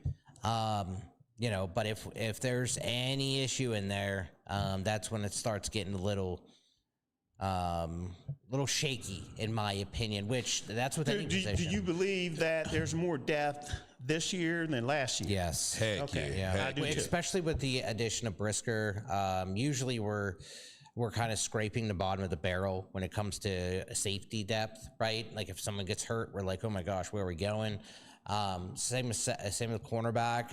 Even picking or having a high draft pick in Dalen Everett, having that kind of 4-year starter at a school like Georgia, right? Having a captain from a school like Georgia, that goes a long way, right? And so having that kind of depth piece when you don't need him to jump in right away. Like let him learn those things. Like that is true depth, in my opinion. Right, and also, man, I wanted to touch on this. You talk about Jalen Ramsey. Now, just hear me out, guys. The last time Mike McCarthy had a semi, and I'm not even going to say old, a semi-Asian cornerback, he was in Green Bay. You know his name was? Charles Woodson. He played the star position for the Green Bay Packers, and they won the Super Bowl. I'm just saying, and Charles Woodson he was the man. So pay attention to that with Jalen Ramsey. He's going to play that star position. He's going to be all over. He probably won't be an outside corner, as we saw last year. That's not really his forte nowadays. You know what I mean? He still made Pro Bowl. So look for him to unleash Jalen Ramsey at that star position and, do some of the stuff, some of the similar things Charles Woodson did. Nickelback? Somewhat. I think the nickelback will probably be Asante Samuel Jr. I think it'll be in Brandon Echols. I hope not Brandon Echols, but I think it'll be Asante Samuel Jr. And like Ken touched on, man, maybe Dalen Everett, like big time SEC player, man. Yeah. Big time, man. So he's not going to be afraid of the moment. He's done it in SEC championship games and so on. Okay, so we talked about Joey Porter Jr., who should get paid. I really expect for him to get paid probably right before training camp. The day of. Or the day of. Yeah. You know how the Steelers do it. You know how they do it. He'll be on every local news station. Like you said, Ken, Deshaun Elliott is coming back. So hopefully, very underrated. Yeah, very underrated. Hopefully he'll be able to stay healthy. Brought in Jaquan Brisker, a hometown guy. Right from Gateway. He's supposed to be our starting free safety. Yeah, so we brought him in from Chicago. Where he had an excellent season. And then we mentioned Jamel Dean. Yeah, Jamel Dean, he's a nice. Free agent. He is nice. That was brought in from Tampa Bay. Right. And then we mentioned Jalen Ramsey, so he'll be floating around. He might play some nickel. He might play, some safety. He might play some real corner. Right. Might hopefully be a blitzing cornerback. Hopefully not with the other players that's in place. You mentioned Asante Samuel Jr. Yeah, I like him a lot, man. I love his football IQ. He shouldn't be slept on. No.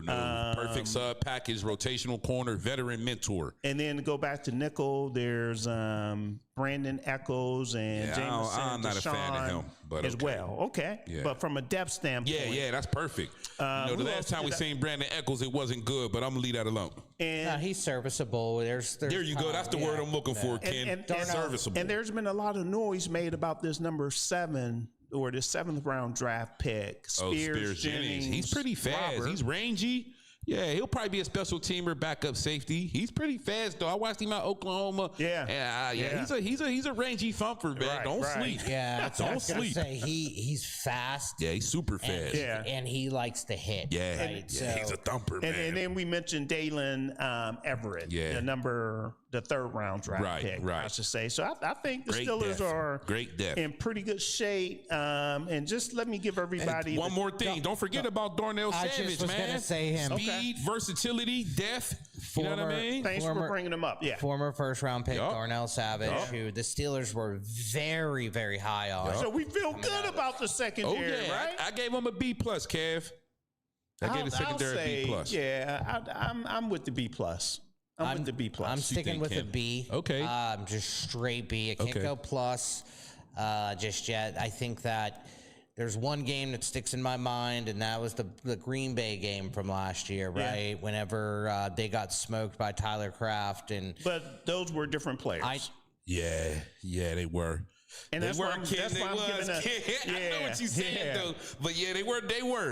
Yeah. And then I don't even think did Elliott play that game. I don't think Deshaun Elliott played that game. So I think the key, Ken, is what you said earlier: staying healthy. I think if the Steelers are able to stay relatively healthy, they'll be fine. Now, let me give the other 6 teams in front of the Steelers based on Sharp Football. And number 6, the Philadelphia Eagles. Number 5, New England Patriots. Number 4, Los Angeles Rams. Number 3, Seattle Seahawks. Number 2, Denver Broncos. And number 1, Houston Texans. And unfortunately, you can't fight with those.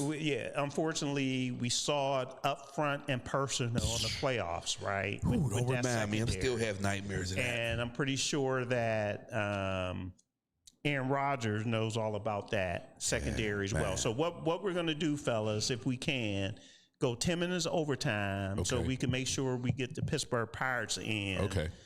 Their mid-season grade. Anything else before we leave the Steelers? No, I want to touch on some baseball stuff before we talk about these bottom of the barrel Pirates, but okay. Yeah, and they had a good win yesterday. Yeah, they did. They brought the bats yesterday. In Philadelphia. Finally. So right now they've been floating around 500. Yeah, mediocre. Okay, so the record is 43-42. There's 162 games in Major League Baseball, so they're slightly over the halfway point. I'll take it, right but now. It could be way better. Okay. Same junk every year, man, around this time. I think it's a disappointment. It is. As I said before. You took the words out of my mouth, Kev. And again, when I did my research regarding what other people feel about the Pittsburgh Pirates, they're more optimistic than I am. Ready to cry, I'm man. the opposite. Ain't cool, man. We ain't never good, man. You got me ready to cry, man. I don't like it. I don't like it, man. You show me before, or you have to show me before I believe in anything at this point. Especially the Pirates. I've always said that. Man. You can't have these high hopes because every year they're selling a dream or something. Right. No, that they haven't won in how long, and all of a sudden now we're going to be good because we have one good pitcher, right, or 2 good pitchers. Messing up their career. Their career's being messed up, man, and it's sad. That's why we can't retain anybody. Exactly. Yup. First telling you, Skeens is out of here. Right. I mean, this says it all right here. Your ace pitcher, Paul Skeens. If someone just told you he's 6-7. Right, you wouldn't believe it. Well, hold on. That's similar to last year, right? Because if I could remember, 2025, he went 10-10. Okay, and won the Cy Young. That's crazy. Yeah, so that might not surprise you, but with an ERA over 3, which is 3.1 right now, is concerning, and more especially, I think the last 8 games that he pitched, the Pirates lost. He hasn't even went over 100 miles per hour this season. A lot of people's blaming that World Classic. I beg to differ. Like, I just think he might not got the mojo this year, man. He just might not got it. Well, he was asked about that. Hitters are figuring him out. He was gotta asked, switch up his game. He was asked about that not too long ago, and he said that it's designed that way. Okay, he said that he brought it down a little bit to try to avoid injury, because what he's seen with pitchers constantly throwing 100 plus, that arm wear down, they have more injuries. Jared Jones for the Pirates is a good example that missed all of last year and went on the DL for this year for 60 days. But Keith and Ken, I don't care if you throw 60 miles an hour. Yeah. It's all about the results that you get. Exactly. Okay. One of the things, and I need to do more research on this, but when I was at the last game, and I can't remember who they were playing, I want to say it was Cincinnati, okay, during the homestand. One of the things that I noticed that maybe they need to look at is when he decides to deliver the ball. And what I mean by that, there's a pitch clock. Right. There's a pitch clock. And it's like this in basketball. If I could play enough defense to get you down to the last 5 seconds, most likely there's a higher probability for you to take a bad shot, right? Because you're trying to beat the shot clock. Right. Same thing in football. If you don't snap that ball with the play clock early on, if you wait, and I'm a rush defender, I'm gonna jump him when I see it go down to 2. I'm ready. Exactly. Okay, so I see that with Paul Skeens, that he's delivering the ball too far into the pitch count, giving them too much time to prepare. Well, yeah. So they know the pitch is coming. Right. You see what I'm saying? Instead of throwing them off, like, sometimes throw the pitch at 17 seconds, sometimes 9 seconds, sometimes 3 seconds. There you go. You got to switch your style up, man. Exactly. So that's what I'm seeing, just from me being at the game. Yeah, it's the same reps. Exactly. Exactly. It's the same scenario. Come on, man. And it might be, his best pitches is four-seam fastball. So maybe he's primarily thrown, and see, I'm a batter, right? So if I'm a batter, if he has a tendency to throw the pitch with 4 seconds left, a four-seam fastball, I'm all on it. But if he throws it at 10 seconds and he throwing curveballs or sliders at 10 seconds, now I'm prepared for that. So I just think that that's the film something. don't lie, and the batters are studying that. Yeah. They're studying. Yeah, so I hope they're looking at that. But from a grading standpoint, they had a number of returning players that are doing well. Brian Reynolds, he's doing well right now. Nick Gonzalez, he's constantly hitting around I talked 300. about him last show. Yeah, that's finally what we expected since 2020 when we drafted the kid. Shout out to him. Exactly. And then his infield mobility is key too. So he could play third base, he could play shortstop, he could play second base. So, and it really comes in handy when you have injuries, and the Pirates have had a lot of injuries for the first half of the season. Brandon Lau, he's been tailing off a little bit from a batting standpoint, but overall, I think he's been a great addition to the team. I like him. Spencer Horwitz, this is his second year. I think he's playing good. Yeah, I think he's starting to turn it on a little bit. Rhino O'Hearn, first year player, he's doing good. Even Marcell Ozuna. Okay, I think we. Is he really? He's been playing a lot better. He's been doing a little bit better. Like 3 games or no? Probably. I took a look at his game log, and probably the last 15 games he's had. If I could guess off the top of my head, he's probably had a hit in 11 of the last 15 games. Okay, trying to put together a stretch, and he was over 200. Now I didn't take 202. It's good for his confidence. Is he 202? What did he do last night? Matter of fact, right now the game is going on in the 6th inning, and the Phillies are winning 2-0. 2-0. And on the mound, who's on the mound for the Pirates. Bubba Chandler is on the mound. So Monday, what did Marcell Ozuna do on Monday? Let me just take a look here. And so for the month, and I'll give him the month of June. Okay. Right, month of June, he's batted .294. There you go. Yeah, that's way better. So I hope it continues for a number of reasons. If we need to move him, we can move him. If we need to keep him and for him to be productive, that's another reason. So I'm looking at yesterday, and he's not batting a lot against right-handed pitchers as well. So the DH yesterday was actually Connor Griffin leading off, and Connor Griffin has been a good addition by them bringing him up as well. Bubba Chandler, just go to the pitchers real quick. Bubba Chandler, he's been up and down. The same thing with, who am I thinking of, that just pitched yesterday as well, Ashcroft, Braxton Ashcroft. So yeah, and just to your point, for the Ashcraft. Yeah, Ashcraft. Yeah. Bubba Chandler for the month of June, 3-7. Yep.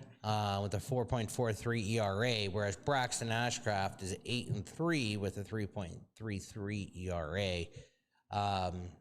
Very different stories, may still both be struggling, right? Yeah. Well, Ashcraft didn't have a good outing yesterday. Yeah. Mitch Keller the last time he was out, he had a good outing. However, he's been struggling before that. So with all of that said, the bullpen is still a huge problem. Okay. The defense, if you ask me, is still a problem. And them not being able to score runs when Paul Skeens is on the mound is a problem. And we interviewed him after his last start, and I can tell he was frustrated. He out of here, man. I'm telling you. He gone. We agreed to that. He gone. So real quick, Don Kelly, the manager, what kind of grade do you give him? Man, E. E. Are you serious, Keith? No, D-, bro. D-. Yeah, I got it in my notes. I got him as a D-. Okay. I got to give him a D. This team needs a little bit of fight too. I got a player they need to go grab. And I think that comes somebody from can help us from the coaching staff as well. Yeah. You know what? I'm giving them a C because I put, you lenient, Kev. You lenient, bro. I put more accountability on Ben Sheraton, the GM. Yeah, him too, man. Yeah, I give him a D. Yeah, you on a hot seat, bro. Yeah, he's on a hot seat. Yeah, you on a hot seat. What about Ben Sheraton before we wrap this up? Man, he's a D as well. Yeah, same. I mean, if not, lower, but I'm not happy with his. So we're all giving him a D. Yeah. Can I touch on a player I think they should go get, man? Go ahead. So you talk about the Pirates, man. There's a kid out of Georgia. He's a junior. Daniel Jackson. He's a catcher, nicknamed the Rhino. SEC Player of the Year 2026, Wofford transfer, Buster Posey Award winner 2026, Golden Spikes Award winner 2026, Dick Hauser Trophy winner 2026, which is the Heisman Trophy of baseball in college. Only the third player in SEC history to win the Triple Crown, 379 batting average, led the SEC, school record 87 RBIs, 26 out of 28 in stolen base attempts. So that's 26 stolen bases, 32 home runs, second in NCAA, and check this, y'all. Jackson is the first catcher in Division I history to post a 30 home run and 25 stolen base season. He's currently ranked 39th for Major League Prospects on MLB.com. The kid is remarkable. He can help give the Pirates some juice, man. He can help. And you're saying catcher? Yes, he's a catcher. And I'm go ahead. How would we get him? Maybe through the draft next year. Oh, yeah. At the rate we going, we probably gonna be in a position of picking. So you know what I mean? Yeah. So he's a prospect. He's a prospect for next year, and he's great. Okay, but I'm glad you brought that up because I should have brought up Indy Rodriguez. Okay, Indy Rodriguez has been catching a lot of games now for the Pirates, and he's doing a heck of a job. He got better. Definitely got better. He's batting .271 with 4 home runs. I don't think it's getting better, Keith, because this is really his first opportunity at the major league level to see significant playing time. Yeah. So I'm optimistic about him moving forward. Me too. As well as if I'm pronouncing his name correctly, the right fielder, Esmeralda Valdez, who hit a home run last night as well. Both of these guys, I believe, hit home runs last night. Building blocks. But he's batting .289 with 6 home runs, and he hasn't had too many plate appearances as well. If I could get his total plate appearances in short order, let me see, at-bats. 45 at-bats, fellas. 6 home runs. That's pretty good. Yeah, that's pretty good. Those two give me hope. Yeah. Okay? Yeah. But right now, overall, I would give the Pirates a C, along with Don Kelly. That's my mid-season grade for the Pirates, a C. Ken? I'm still giving them a D. I don't. Okay. Yeah, I think that I know it's a close division. I just don't think that 9.5 games behind Milwaukee. Yeah. I don't think anyone is catching Milwaukee. Yeah, I don't think so either. I just don't see them having the team to do it. I just don't see them having the pieces to do it. We've been picking at the top of the draft for how long? By now, we should have some pieces to compete. And the draft is coming up pretty soon, too. Yep. Great, Keith. Yeah, D, man. It's time for them to give out free hot dogs and free French fries, man, because every year we got hype us up, man. And, I'm at a local tavern. They're telling me to turn the NBA playoffs, turn off the NBA playoffs for the Pirates. And you know what I always tell them? We're going to see around the 4th of July. And every year, they seem to hover around 500. You know what I mean? They just roller coaster up and down. And I'm sick of it, man. I'm sick of it. I'm sick of it. That's the bottom line, man. Understand. It's time, man. Like seriously, though, this is horrible, man. They're a lot better than last year. They are. We talked about we talked about that last week. We still, maybe I'm just hungry for more, and all Pittsburgh Pirates fans should be hungry for more. And man, but it's still like in that mid-tier, that mediocre, and I don't like it at all. But I can deal with what's going on right now. But they got to step it up, man. Because next time I'm gonna go on a crazy tirade. Let's go ahead and wrap it up. I said 10 minutes. We went 15 minutes over, so we appreciate those that stuck around, and for those that listened to the recording, we will love your comments, your texts on any other topics that we talked about today. So, Ken, I'll give you a minute. Yeah, I definitely don't need a minute, but thank you all for spending your Tuesday with us. Before we wrap things up here at Soul Take, I just want to take a moment to recognize that there's a lot that is bigger than sports out there, and we are proud here to support families living with autism by being close and to parent advocacy groups and community advocacy groups. And so if you or someone you know is looking for resources, we're really well connected here with the great people at Autism Pittsburgh. So they help a lot of families and provide valuable support to everybody out there. And if you need anything, just reach out to us. Enjoy the rest of your week. Be kind to one another, and we'll catch you next Tuesday. Excellent. Did we ever finalize the ranking for the secondary? I want to make sure. Yeah, I said B+. Yeah, we did the rankings for the secondary. We both said B+ and you said B. Yeah. Okay, I want to make sure. All right, wrap up, Keith. Reese, I was watching TV the other day, man. I just want to say it was sad. Major prayers go out for former Titans running back Chris Johnson. He recently said he has ALS. He's using a machine to talk. He don't even look the same, man. I was down there in tears, man. Yeah. So prayers for him and his family, and I think we need to do more research on ALS, man. So anybody with that, I'm praying for you, and I hope you pull through, man. It's a tough journey. I hope you pull through. Anybody with ALS and Chris Johnson, prayers to his family. Glad you mentioned it, Keith. Also, be safe. It's 4th of July coming up this weekend. You want to play with fireworks, be careful, play with fireworks responsibly, drink responsibly, and please don't drink and drive. All right. So I'm going to do a few announcements before I wrap up. For those that like to travel, we have a cruise going on here at Pittsburgh's DSEN November 7th through the 14th. We will be cruising the Eastern Caribbean. Go to our website for more details.